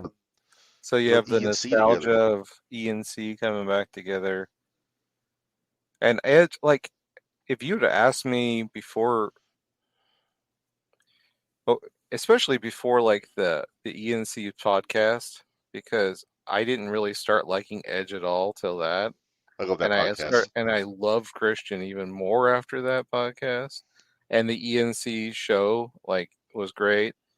But Edge's run since he's came back has really impressed me. Like his work is so much better to me. Like it just seems more grounded in psychology, and it's been so and since Christian's always been great, like that their tag team would be fantastic. But also you could have ready-made the guy that was already a champion level guy multiple times. Right. All right. I will A little tip of the cap on that one. That's a good pick there. Let's see. Bari, high praise here from Bari Minderz. So far, I'd watch all the 3 shows. That's I think I would too, to be honest with you. I would too. All right, so my 8th pick, I'm going to do what the WWE did not have the courage to do.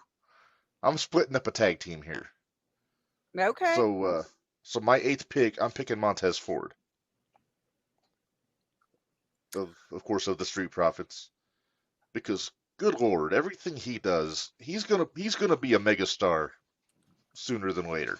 I've said it till I'm blue in the face on this show and on others, but he's got everything you want in a main event singles wrestler right now.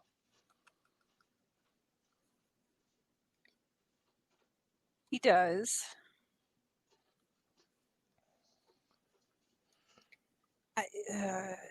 Awkward silence. I know, right? I don't know. I'll put it this way. Okay, you'll never hear me say this again, but Dawkins actually impressed me the other night. And you know how much I don't like Dawkins. You're not a big fan of Dawkins. I am not a big fan of Dawkins. I think he's better than people give him credit for. I agree. I think Ford is. It's so much the Shawn Michaels, Marty Jannetty effect. It's ridiculous because Jannetty, to me, like when you look back, when they were a tag team, Jannetty was a really good worker, but yeah. Michaels was so Shawn Michaels. And Michaels, to me, wasn't the best version of himself until he had come back from his back injury. 2002. Yeah, I agree with that.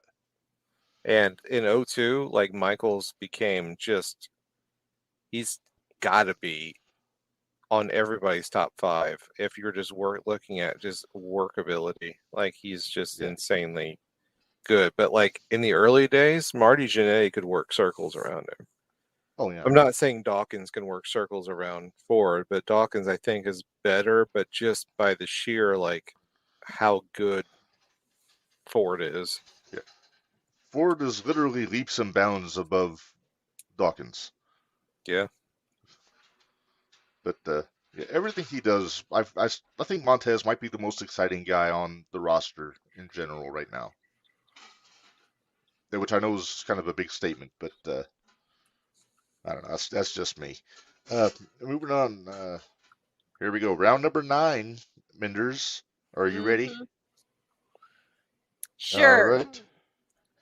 I had to consult with my helpers. Because I was stuck between 2. Okay.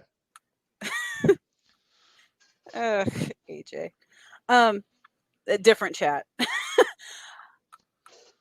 I'm gonna go Cora Jade. Ooh, interesting. She's so young. She's got so much more. She's a very good heel. And I've got other people that. Yeah, I like Cora. I'm with you. I like her work, especially since she turned heel. Yes, she's been so much better since she turned heel. Yeah. She had too much. She had too much of Pockets' gimmick when she was face, and it annoyed me. With the skateboard she was a cross between Pockets and Darby. Yeah. I guess Darby's what I meant, and I said I'm going to call it broken foot brain. That's what I'm going to call it. Medicated brain. Good Lord, I can't even talk. Medicated brain. It happens to all of us. Yeah. Right, Gary? Yeah. I don't even need to be medicated.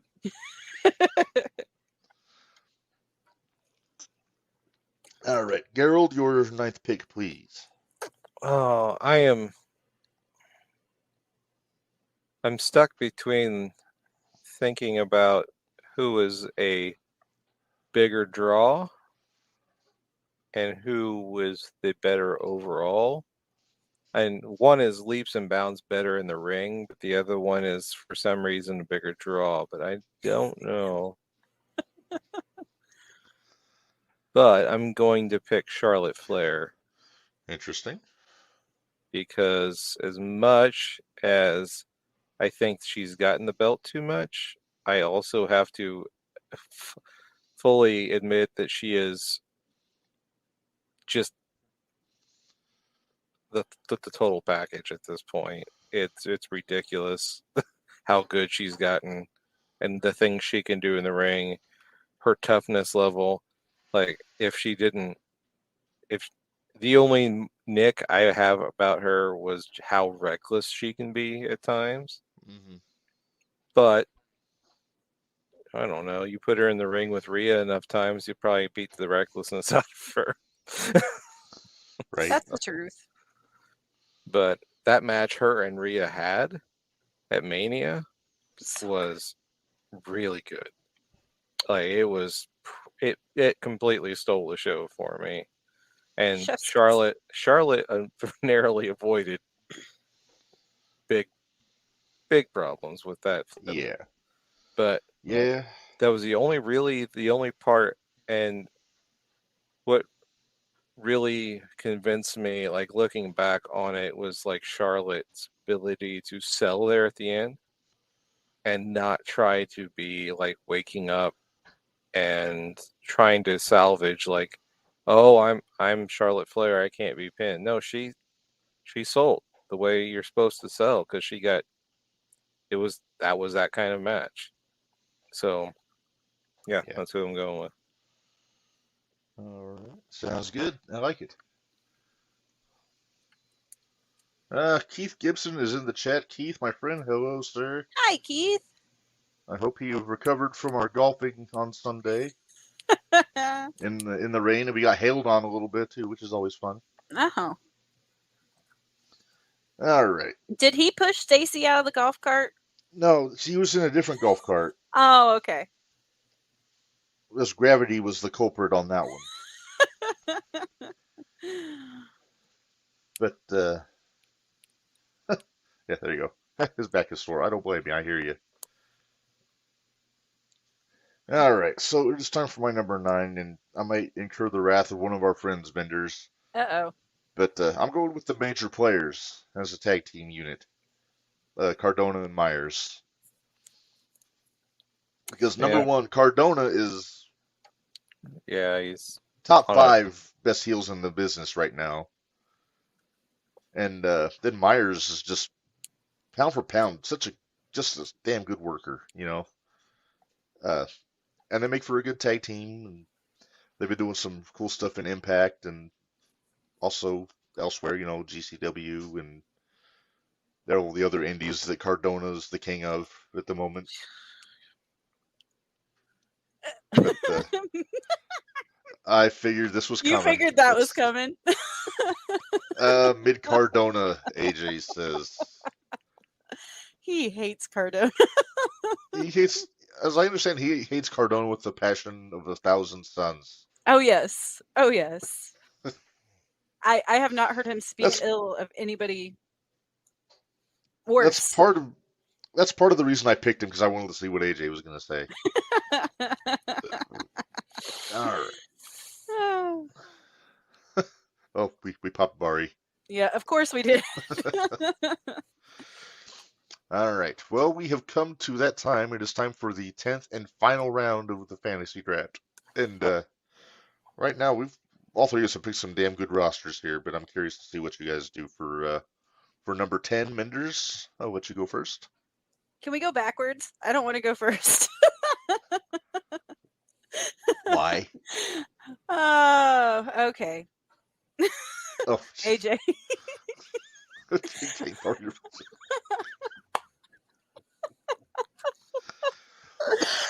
Oh, I love how much he hates Cardona. It's great. The deep cut there. Aw. All right. This last pick, I had 3 that I really like. So I asked the boys to help me. Uh-huh. And we're going to go with AJ Styles. So I have some... Oh, yeah. So we have some. So I have veteran blood on my roster. Yeah, I forgot about AJ. But... I didn't. He was going to be my next pick. Sorry, Mark. Minderz. Not really, but yeah, sure. You're not sorry. No, I'm not. Do we get to do at least a couple honorable mentions? Oh yeah, absolutely. We'll wait till we get through these picks here. As AJ Styles is another one of those that's just you don't need to defend it because it just makes sense. He can work heel. He's better as a heel. Really, I think he's better as babyface. To be honest with you, I like his heel work better, but I also was a fan of the club, so that makes more sense why I would say heel. But now I did like his stuff when he was like his actual Bullet Club period in Japan. yeah, The club, the OC, that's kind of it's okay. I don't mind. It's watered down. It's watered down. It's diluted, definitely. Yeah. But yeah, it's plus he was a great little freaky shithead when he was in TNA and he was a heel back when he was like in his early 20s. The best AJ Styles is when he was in Christian's group. Really? Yeah, it was hilarious. I didn't like it. It was entertaining, but I think my favorite period was right at the tail end of his run in Impact when he was Willie over the world title. Yeah. AJ, when he didn't give a shit. When he first started growing out his hair. Yeah, and he had the beard and everything. AJ, glad Styles is back on SmackDown in the house he built. Yeah, there you go. Hopefully he gets a run with Roman because I don't think he's. He did before. He's had a shot.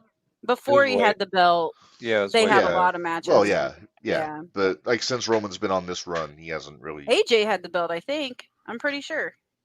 The last time they had. I don't even remember who had the belt before Roman at this point. So. I don't think AJ had the belt when Roman was doing this. When AJ had the belt and Roman was chasing him? I think AJ's last run with the belt was when he dropped it to Danielson when he did the Wheat Germ belt. Oh, yeah. Okay. But I digress. All right, Gary, your final pick, sir. Well, so since this is fantasy, the person that we pick is going to be guaranteed to be in top health, right? Since it's fantasy. Oh, yeah. We're talking prime condition. We're not going with injury-riddled people. It was between 3, and then I thought about a 4th possibility because I didn't think of them at all. But it would add more people, but it doesn't matter. I'm going to pick Saraya. Oh, interesting. Because she is a draw, and she can work, and she can talk, and she doesn't mind ruffling feathers. No, she does not. But yeah, the honorable mentions were right there, just for. Yeah. But I was thinking like, oh yeah, she in a fantasy draft she could actually not break her neck. She's not a Fabergé egg. She's not. All right, well that's a good call. I mean, I'm not a fan of what she's doing right now in AEW, but like I said, I think they're afraid to break her, so they're not having her do much. Yeah. I know she's wrestling Willow tomorrow, as I understand it. Ooh, that makes me nervous. That could be rough. Mm-hmm. Just ask Anna Jay. Well, that was a dumb spot to begin with, but it really was. All right. Well, my last pick, I'm going to go back to the ladies, and I'm going Io Sky for my last pick. You caught me off guard with that one. Take her away from Damage Control, and she's awesome. I want to switch a pick. I forgot about. Well, we got honorable mentions. We got honorable mentions. But yeah, she's. I don't think she's long for Damage Control. Seems like they've been teasing her going babyface the last few weeks. And that's where she's better. I think she's better as the babyface than as the heel. It's just my opinion. But plus, she's really good off the ropes. She does the cool moonsaults and all that. But she can also work. She's a hell of a technical wrestler too. So yeah. So she's my 10th pick. So that is. All right, and let me get this organized here. AJ, long as Bailey stays heel and yells at Michael Cole every week, I'm happy. Well, I think that's the reason why they kept Hit Row on SmackDown, so Michael Cole can keep giving Top Dollar crap about. I know nobody going picked with- Flop Dollar. I don't understand. I can. Yeah, there's a bunch of people that now I'm thinking of that, but yeah, I might have switched. Yeah, no, I like Claudio and what Moxley could do. Yeah. But All right. So before we get into honorable mentions, here's the field that we came up with. I've been on the ball. It's a little uneven, which is going to drive me nuts. But It'll drive you nuts. It's okay with all the rest of us. Minderz, I really like Minderz, your group, because it's a lot of outside the box people. Cora Jade, Alex Kane, Hammerstone, That was Mark kind of what I Briscoe. was going for, was the people that you could build with, and that you're not. They haven't already established themselves, so you could establish them, but you have somebody like AJ Styles in there, that an FTR, that are more quote unquote vets. Right. That can kind of lead those guys, lead the whole roster. So yeah, I've picked a lot of guys that could be main eventers anywhere. Jay White, Lethal, Fatu, guys like that. And then I wanted to focus more on the tag teams, but you picked all the good ones. sorry, I digress, AJ. though. Let me in on the next draft. I'll put together the worst and most ridiculous wrestling roster you've ever seen. You know what's funny? Is this a Tony Khan burner account? You know what's funny? You're talking about we picked all the best tag teams, and I just thought we didn't pick the tag team. Nobody picked the tag team champs. Kevin Owens and Sami Zayn. I wouldn't have kept them as a tag team. Well, I yeah, would but pick you one would of them still separate. had them. I mean, you would have still had them as the. But man, I forgot about. If I would have had to do it over again instead of Charlotte, I would have picked Asuka.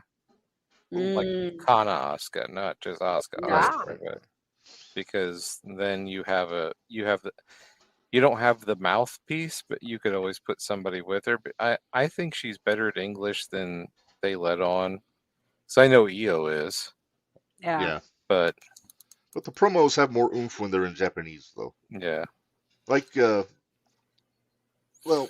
I don't want to say too much. Let's do honorable mentions here. Minderz, let's each get 2. 2? Yeah. Okay, well, my tag team honorable mention was Motor City Machine Guns. Nice.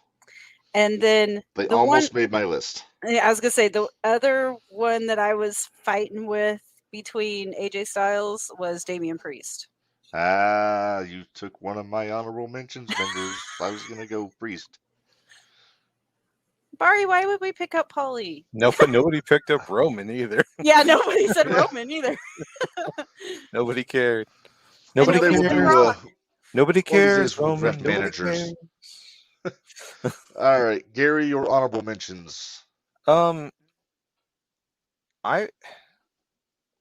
had in my head, like, besides Asuka, but like it was just like I was bouncing back and forth between Becky Lynch and Britt Baker, because like Britt, pretty decent worker, and she's coming into her own, and she can be a really good heel. But Becky's just kind of got that it factor, and just her work isn't like stellar, but she's solid. But yeah, those were probably the 2. And then, like I was saying, like I forgot all about. I'm not the world's biggest. If I'm being honest, I'm not the world's biggest Sami Zayn fan. He's doing big things right now, and I don't mind it. I've always liked Owens just because I thought he had a little bit more spark to him. Sammy is just kind of, and it just kind of reminds me of a dude I went to high school with.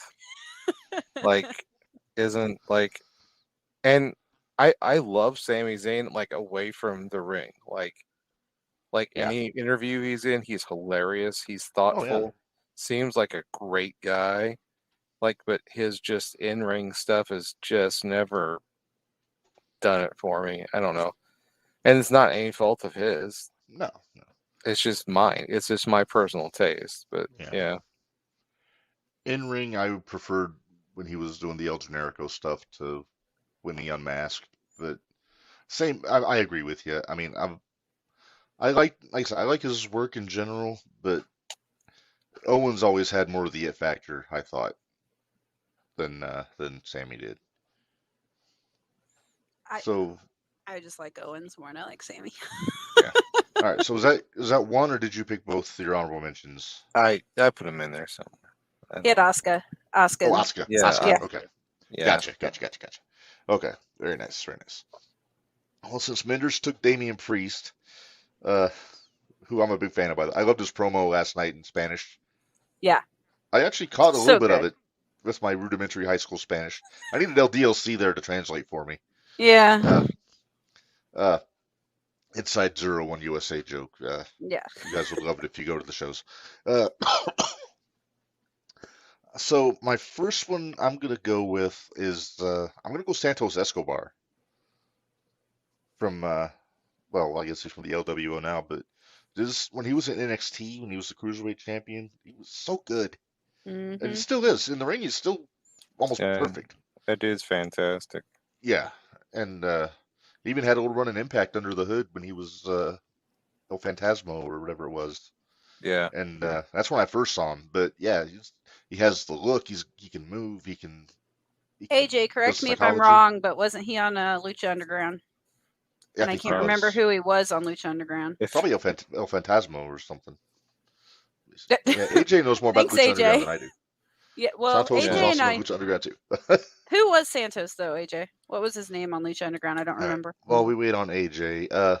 My second one I'm gonna pick, and it's gonna bug you, Minderz. I'm sorry. I'm picking the Viking Raiders with Valhalla. King Cuerno in Lucha King Underground. Cuerno. Yeah, as soon as I saw that, I was like, oh yeah, that's right. I thought that was.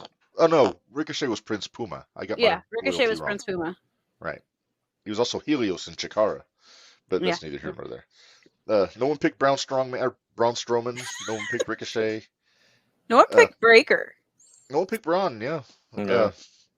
What? Hey, we're just like WWE right now. I guess so. And Mello. I'm surprised you didn't pick Mello. I almost picked Mello. I really came. I was trying to avoid any world champions on my list. Oh, so yeah. I forgot all about Grayson Waller. I would have definitely. Oh, Waller, yeah, he's a good one. Yeah. Picked him as my version of MJF. Yeah, or the Miz. Or the Miz, yeah. The only other one I didn't get was Tommaso Ciampa. Oh, I love Ciampa. I do love Ciampa. He's awesome. He's just old and hurt all the time though. But he is hurt a lot. Yeah. You're going prime Ciampa though. So. Yeah. I would say you went with freaking Saraya, so. Yeah, that's why I asked if they were going to be healthy or not. That's where the guidelines come in. Like if I would have thought about it, I could have easily gone Robert Roode if we're going by those guidelines. If you're going prime condition, I could have gone Bobby Roode very easily there. Yeah. But that concludes our draft, guys. This was awesome. We're going to do more of these, like not every week, obviously, but we'll pick a theme and do one maybe every month. Did you see what Barry threw up there? He had a pretty good idea. He said, now we take our rosters and we book a show with our draft picks. There you go. You don't understand. This is what we sit around and do at their house all the time. Except we actually made it when we did our draft one time. We said they could not have been on AEW or anything like that. They had to be indies only. So we picked like local guys around here. Right. So it's the 01 locker room, pretty much. 01, New Wave, Hybrid. Iron Spirit Pro. Yeah, we had some from Iron Spirit. Yeah. Anarchy. We let Anarchy in. Okay. Yep. All right. Well, we got a little bit of time left. Let's move on to our next thing here, and so we're gonna, after I burp, we're going to go to.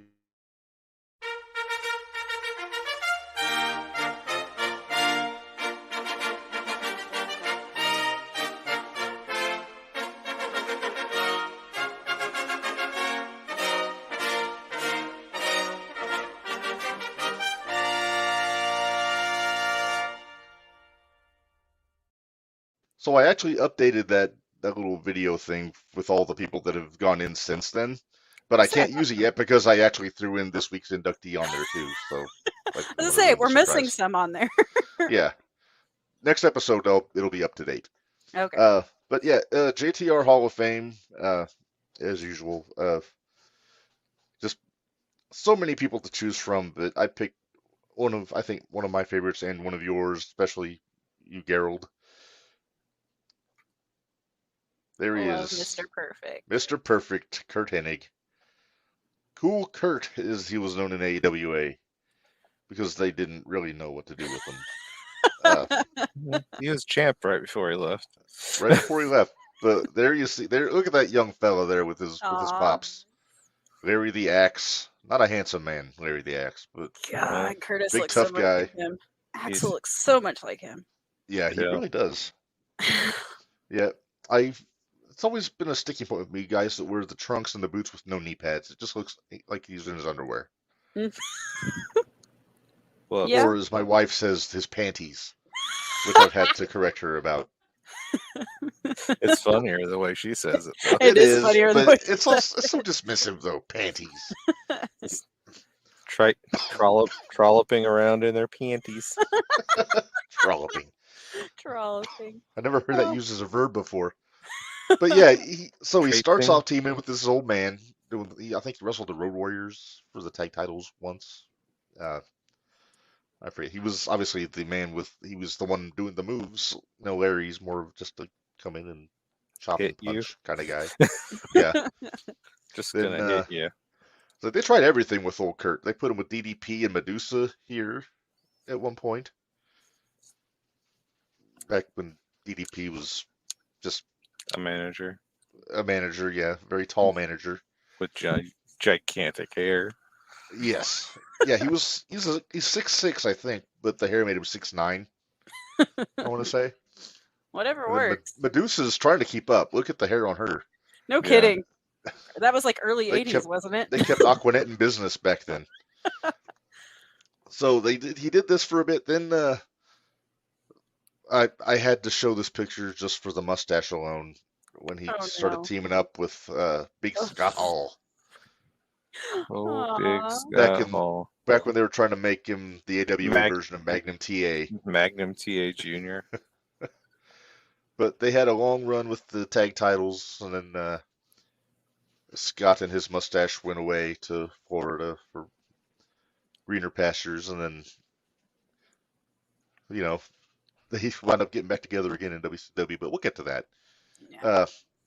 There he is. That might be my favorite world title belt. That late 80s AWA belt. It's just so cool. It's very shiny. It's shiny. The inmate belt was almost cumbersome looking. The big one that like Bockwinkel carried around. And this is something that we'll get into. I got a show announcement after we're done here. But yeah, this was his right at the tail end of his run in AWA. He was the world champion before he lost to Jerry Lawler. And then he moved on, and there he is. For my money, he is the greatest Intercontinental Champion of all time. Tell me if I'm wrong. I won't tell you you're wrong, but he's right up there. I mean, Brett's up there too, but I gotta put Hennig over Brett. Yeah. I don't understand why he didn't go further. I do. I don't either.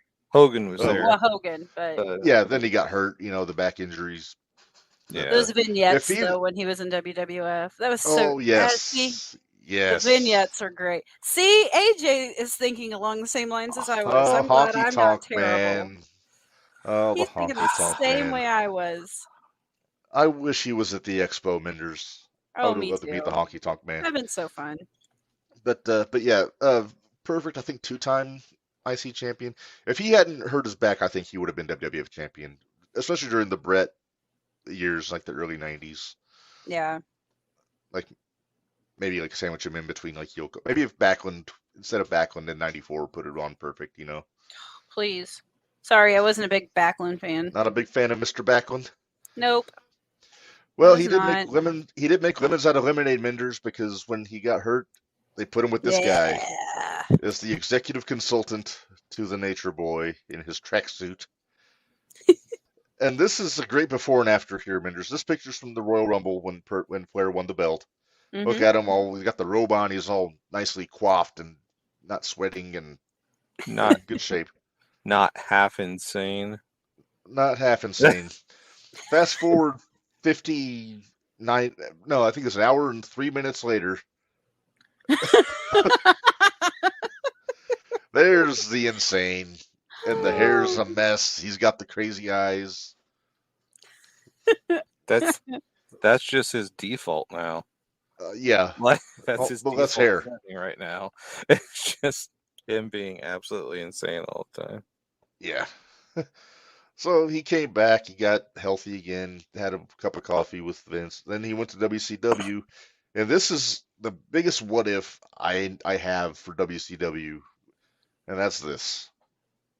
I wish he would have stayed with the Horsemen. Yeah. Because he would have been a perfect Horseman when AA retired.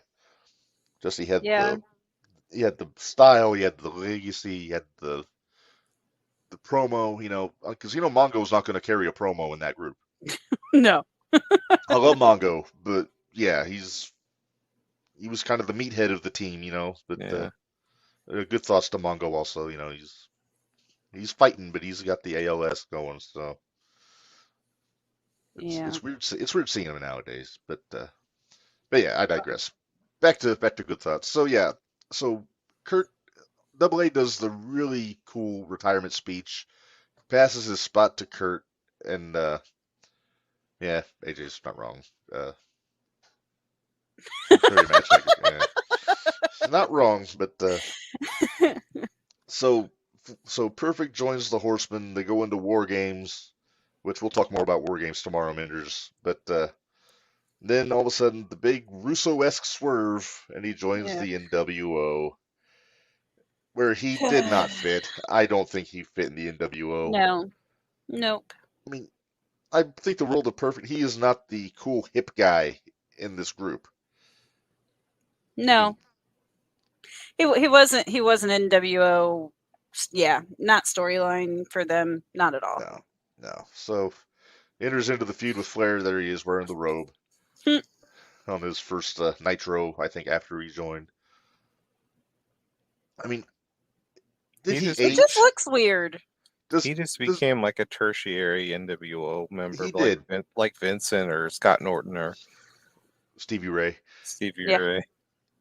But my question is, did he age? I mean, he looks exactly the same here in 1990, say 98, as he did in 1988. Like, take that picture compared to this. Cocaine's a heck of a drug, Mark. That's what I've heard. Well, and laughter probably kept him going for a long time too, since he ribbed everybody. So. Oh yeah. And then there's also hanging out with this guy. There he is, him and Ravishing Rick. They were both from Robbinsdale, so they grew up together. And then they teamed up a lot in WWF too, on Survivor Series shows and all that. And Rude's another one of those. If he hadn't gotten hurt, then imagine those two as a tag team. Right. It would have been so good. But they were quite the pair. And but after the NWO is over with, and we have this. I can imagine Barry cackling right now looking at this picture. The West Texas Rednecks, even though only Perfect was not from Texas, but he was in the West Texas Rednecks. Right. Was that in TNA? No, this is WCW. That was WCW. Oh, that's right. It was Wyndham and Hennig, Barry and Kendall Wyndham, and Bobby Duncombe Jr. What does their shirt say? Rap and crap? Rap is Crap World Tour 99. Rap is crap. Okay. That was the song, too. Yep. They had a music video, Minderz. I'm sure you remember. I probably do. It's been a minute. I've tried to forget. It's not good. Were any of them? No. There was Coach Buzz Stern. He was something. Who? Coach Buzz Stern at the end of WCW. It was Glacier's last gimmick. Oh, jeez. Oh, he was. Gary, where were you? We needed you on the gimmicks. Yeah, you missed out on our gimmick list. He was Coach Tuesdays. He was Coach Buzz Stern at the end, the same time that Rotunda was doing the Varsity Squad. Oh, but they brought back the Varsity Again, Club. Okay. Right, yeah. Yeah. Well, so yeah, I think Mr. Perfect is a very suitable addition to the Hall of Fame there. So kudos to him. And we're kind of, I know, Gary, I know you're tired. And we just got just a little bit more business to tend to before we let you go here, Gary, because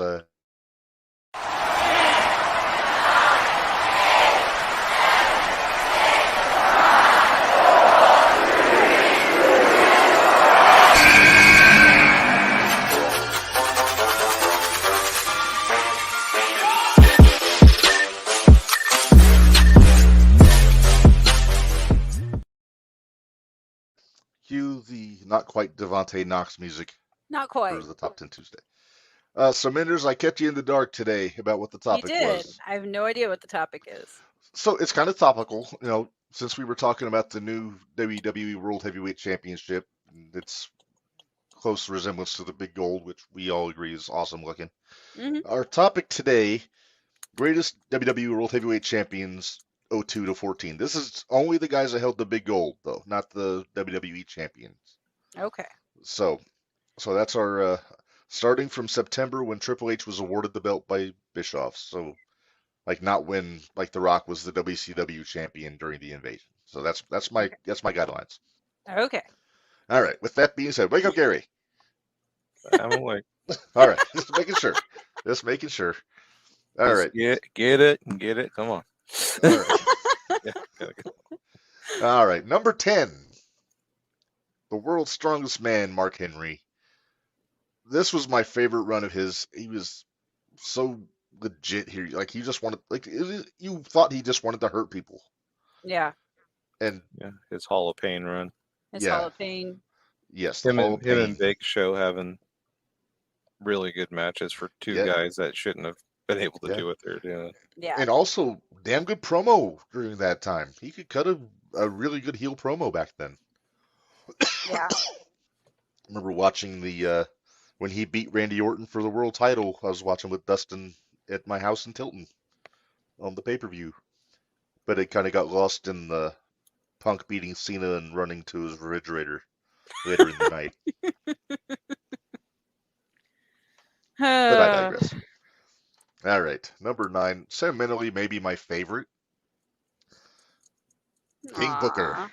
Book. The last 2 or 3 of these lists, we've had one ridiculous gimmick for Booker T after another. It's kind of nice that he's on a different list. Yeah. Yeah, the last episode he was G.I. Bro. Yeah. And then for bringing the King, that ridiculous British accent of his. Yeah. Which was, and I'm saying ridiculous with love, because I was laughing my ass off every week when he'd come out. Coming out, putting over Kevin Federline's rap album as a treasure. Got Regal as his town crier. Did you go over Hugh Morris's gimmick in the MIA? Oh, I sure did. Oh, we did. We had the whole group. The whole group was in there. Did you go into why he stopped being Major Erection and became General Erection? Well, not Erection, just Rection. That was the last name. Yeah. Yeah, because they didn't want to say he had a major, huge erection. No, it was because he threw a fit because he thought he wasn't high enough ranked in the group. Oh. So they literally made him general, even though it made no sense.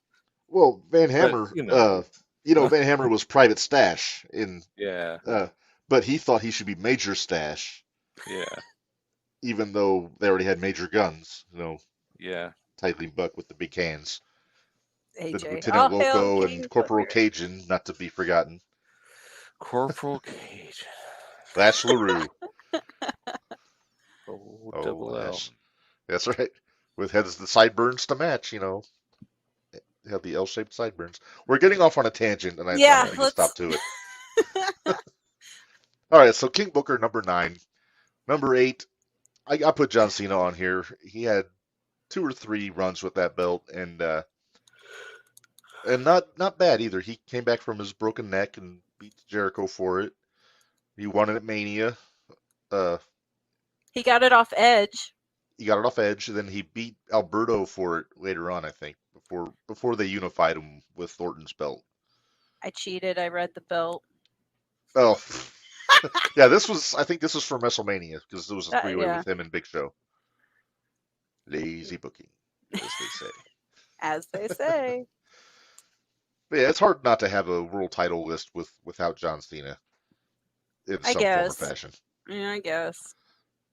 Was never a Cena fan. Yeah, hey, he has the most world titles of anybody in WWE history. Yeah. Because, as you know, Ric Flair only had 2. Yeah.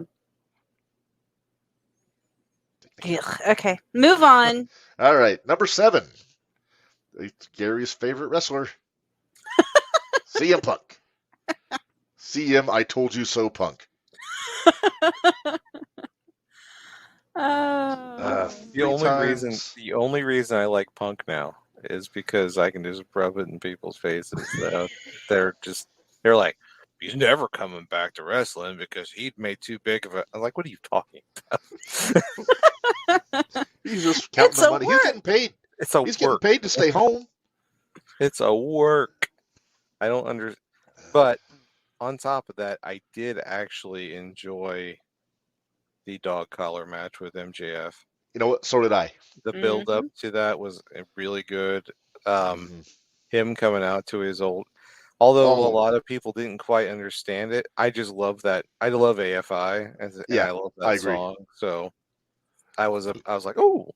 I wish that would have been his regular music in AEW. Cult of Personality is too predictable, you know. Well, it's synonymous with him now. I know. I think if he goes heel or something, he should go back to that. Like, I agree. But I brought back the Trunks. I was short the beginning up a little bit, and just so it kind of popped a little sooner. But I am a entrance music snob, though, just because I. Oh yes. Oh, I know. In a good way. I'm not knocking it. I'm the same way.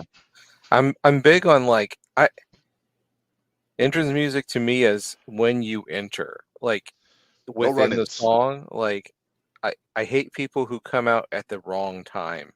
Yes, and like they'll never quite hit their mark, and it drives me insane. It's like, hey, that's not the part of the song you should be coming out in, because that's not you're in the middle of the build. Well, why are you showing up in the middle of the build? Right. Anyway, yes, CM Punk. Yes, 3 times, 2 cash-ins, and then he beat Jeff in a ladder match before they just jobbed him out to the Undertaker. Jeff. Neither here nor there, but so yeah, Punker's number 7. Number 6, I got Big Dave. And speaking of not hitting your cue on the entrance music, Gary, when he would cue the pyro with the machine guns at the wrong point in the song, it drove me nuts every stinking time. That's when he had to throw the grenade too. So yeah, but he did it. He did it in sync with the pyro, but the pyro came in at the wrong time in the song. Yeah, I know. I mean, these are the things, Minderz, that bother me and Gary as professional musicians. I can understand that. Oh, I'm just a musician. I'm not. Well, you're a singer. I'm a singer. You're a singer. Well, he had a good run though. He might have had my favorite build up to the world title with Triple H before WrestleMania.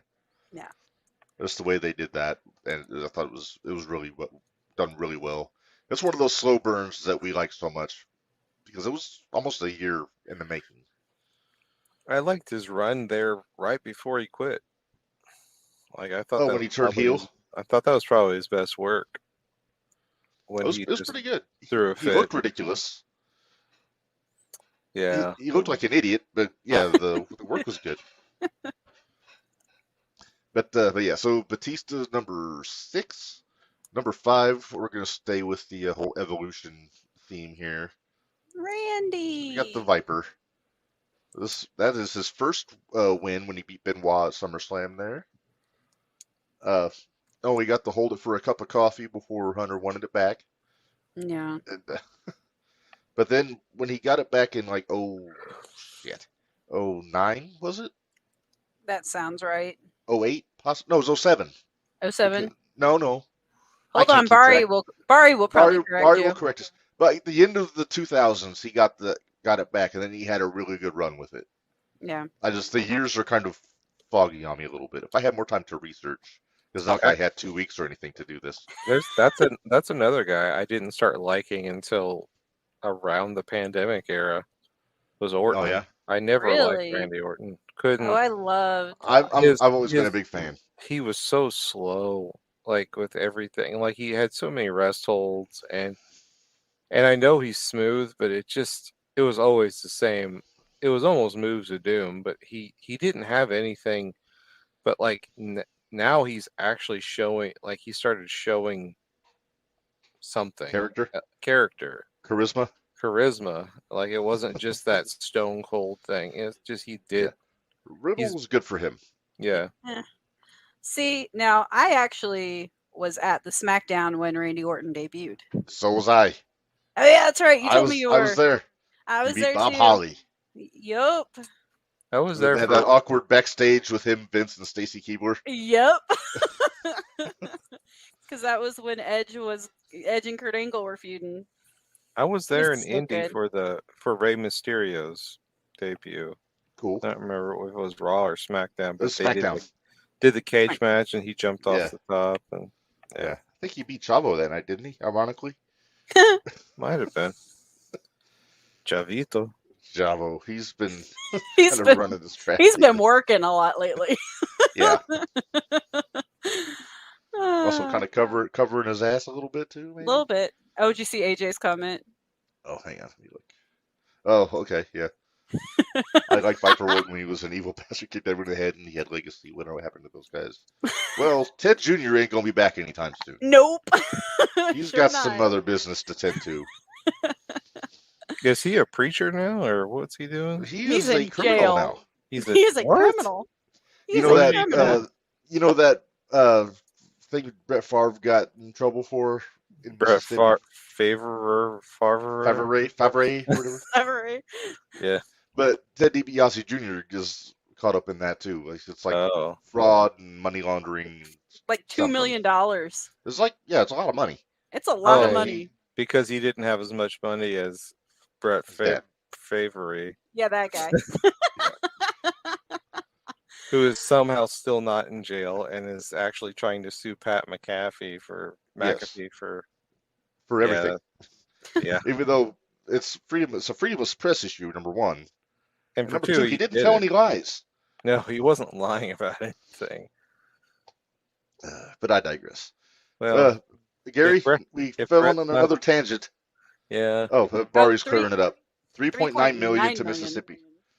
That's almost how much Vince made off of the sale. Almost.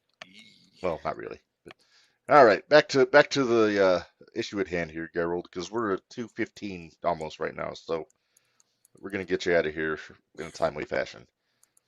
Number 4. There he is. Yeah, you got to go Undertaker for number 4. Baker. The Thunder Baker. It's the Thunder Baker, yeah. At least he wasn't the Underfaker. The Biker Taker. I like Biker Taker. But, Biker Taker's my favorite Taker. Biker Taker is? Yeah, because he's most realistic. He had the best entrance music because it was so dumb. What? Not rolling. Rolling. No, the one where it's like, it was like something. My Way. Badasses kicking assholes' asses. That one, yeah. Then it's like asshole. That's right up there with the American Males theme. That was his theme music. It was awful. No, that was after they burned through Rollin' and they burned through American Badass. American Badass. Yeah. Didn't he have My Way too for a while? That was a WrestleMania theme. That was Taker's theme. That was awesome. Big Red's theme was awful. Yeah. I digress though. All right, we're to our top 3 here. All right. Number 3, it's your favorite guy, Minderz. Oh God. Chris Jericho, but this is back when This He is was when I awesome. liked Jericho. I would say this is back when I did like Jericho. This is when he had the suit and the short hair and he was using the big words. He still had a chest. He still had a chest. Yeah, look at that guy.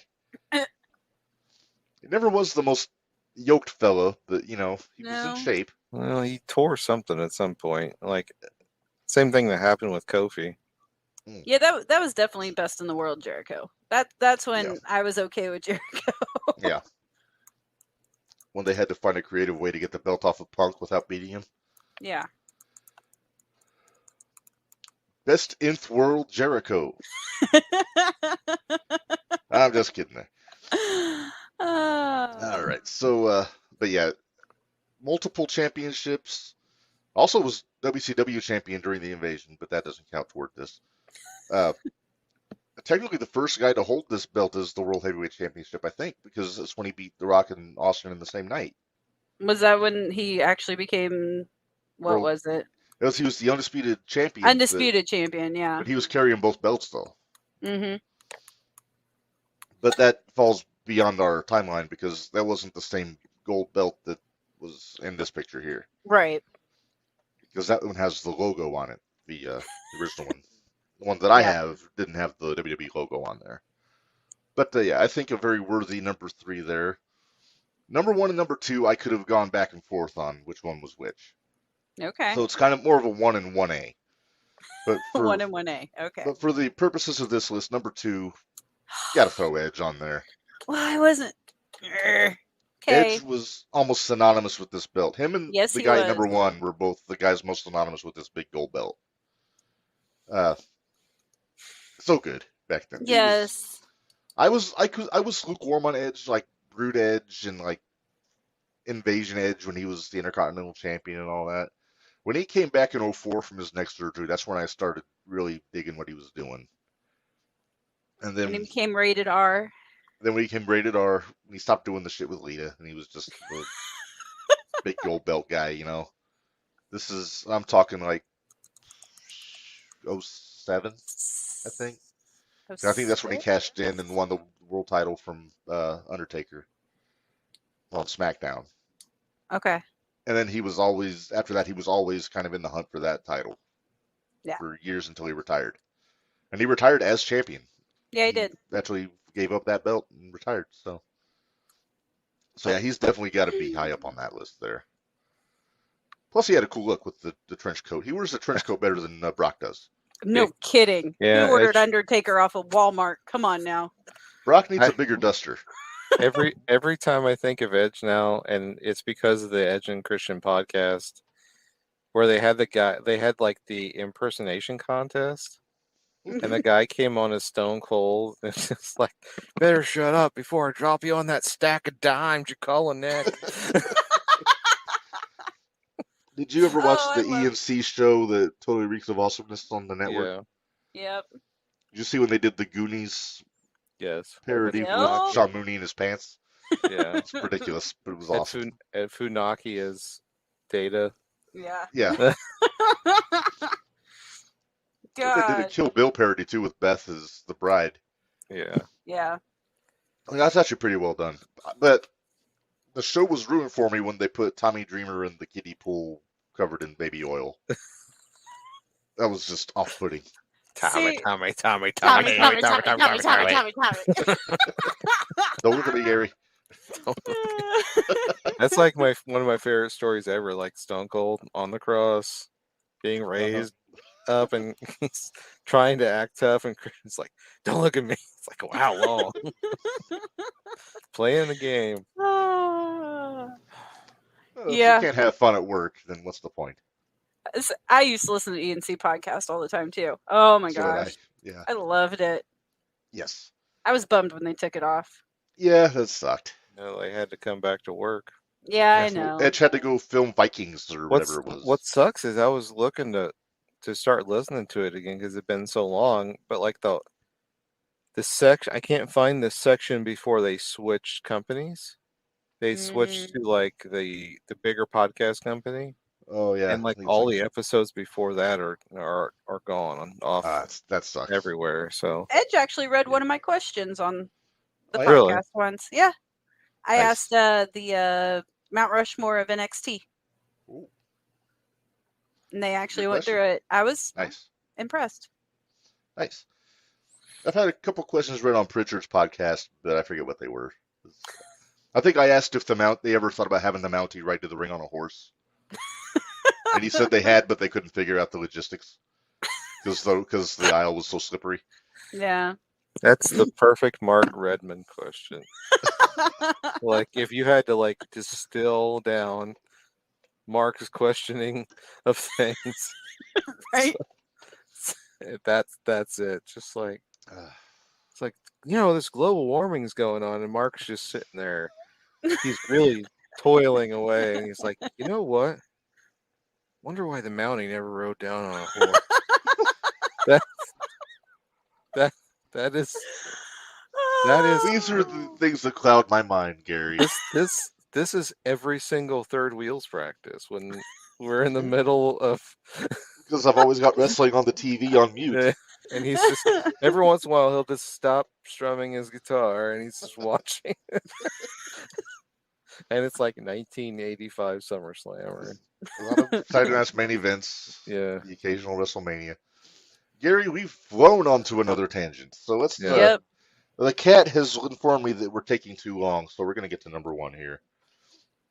Or kayfabe kitty Noodles Redmond has been in my ear most of this episode. You saw her. I would say Noodles has been there most of the night. Yeah. All right, so number one, it's kind of an obvious number one after who else has been on the list. There he is. There he is, the Game, Triple H. Officially the first World Heavyweight Champion of this incarnation from 2002. And, honestly, he was the only guy for 3 or 4 years that was really worthy to hold the belt. Yeah. Because they didn't have a lot of, they put him with Bubba Ray and Booker and Goldust, guys like that. And Booker could have worked. I mean, I get why they didn't, but then it wasn't until they got Benoit in there to win the belt. And AJ referenced, I can't believe Redacted didn't make the list. I gotta be honest. But, yeah, because it was Benoit did it, then they tried Orton, but then I guess Orton wasn't getting over. I guess Orton wasn't getting over as a babyface, so they put it back on Triple H. Oh, Barry, shame on you. Great Shame on you, Barry. But yeah, up until Batista, they didn't have anybody that really got over with the belt, and that was in 2005. Yeah. Triple H was kind of the opposite of what I was talking about earlier. Like, he knew exactly how to make a regular entrance. Mm-hmm. Had an amazing entrance. Came out at the right time, spit water at the right times. Had the missed cues. it. But if you ask him to do a special entrance at a pay-per-view, it was always the dumbest Kenny Omega looking thing I've ever seen. At least 3 different songs in each one. Yeah. One was with like a Terminator one or something. One was a Terminator one. One was like the Pharaoh. He came up with the throne. Yeah. It was like Sasha, Alexa, and Charlotte were his ladies in waiting kind of like thing. The only good one was probably the one where he came up dressed like Conan. That was it was awesome. That was my favorite one. The one in Chicago. But every other one was just awful. Like, he just never ever hit one out of the park. No, he couldn't have, AJ. We only went to 2014. Oh, he had it in 2011. Oh, did he have it in 2011? Yeah, because he dropped it to Sheamus in 18 seconds. Oh, yeah. So it was kind of a short run. That's why he didn't make the list. Gotcha. I could have put Sheamus on there if I wanted to. Yeah, you could have. Could have put Shambo on there. Seamus, as Cornette calls him. We call him Shambo. I got you. Let's see. So, Gary, if you need to get out of here, I will let you go. But that's got a little bit more business to deal with here before we go. We got to pay the bills and everything. Yeah. I got to get going. I got to go check on the parents. So yes. You do what you got to do, my friend. All right. We will see you soon. Hopefully in 2 weeks. We get you back. Good seeing you guys. All right. See you, Gary. Later.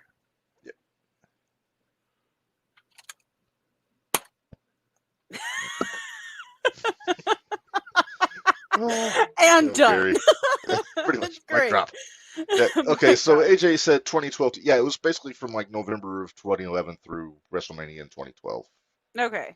But see, there was a while there that I quit watching, and then I didn't pick it back up till 2014.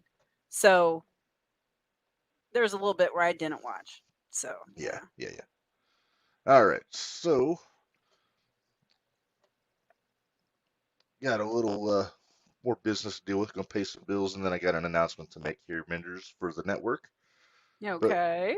But, so for starters, ProWrestlingTees.com/JTR Pod for Jumping the Rail Podcast Network T-shirts, all the good stuff. You know, we talk about it all the time. Gary says it's a work. Yep. That's what our Gary was selling. I'm working on another one for Gary with the bearded dragon. I think I showed you the template, Minderz. I think you did. Yeah. Del Rio, shut up, Bari. So yeah, these are the ones that you see on ProWrestlingTees.com. You can go through, check them out, see what you like. House fight. House fights draw money. It's true. And our I Heart series, the I Heart Heels. That's the one you got signed by MJF, Minderz. That is the one I have signed by MJF. Yes. I hadn't decided if I wanted to take that one or the I hate lazy booking, but I didn't want to offend MJF. So if you ever meet Corny, you need to take the I Heart Lazy booking. Oh, I will, but I doubt I'll ever get to meet him. You may. You never know if he's nearby. Nah, he doesn't. He doesn't like people. Who does though? That's true. Yeah. You got the network. So all this good stuff's on ProWrestlingTees.com. Oh, there's our 0-1 shootout stuff. Yay. Yeah, there you go. Then BrainbusterTees.com/other/JTR-podcast-network.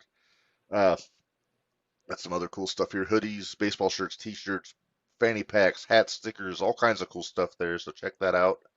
Get your Giddy Mindy shirt. Get a Giddy Mindy shirt. Yeah, if you listen to the 0-1 shootout, we got Giddy Mindy and all kinds of cool stuff there. So go check that stuff out for us.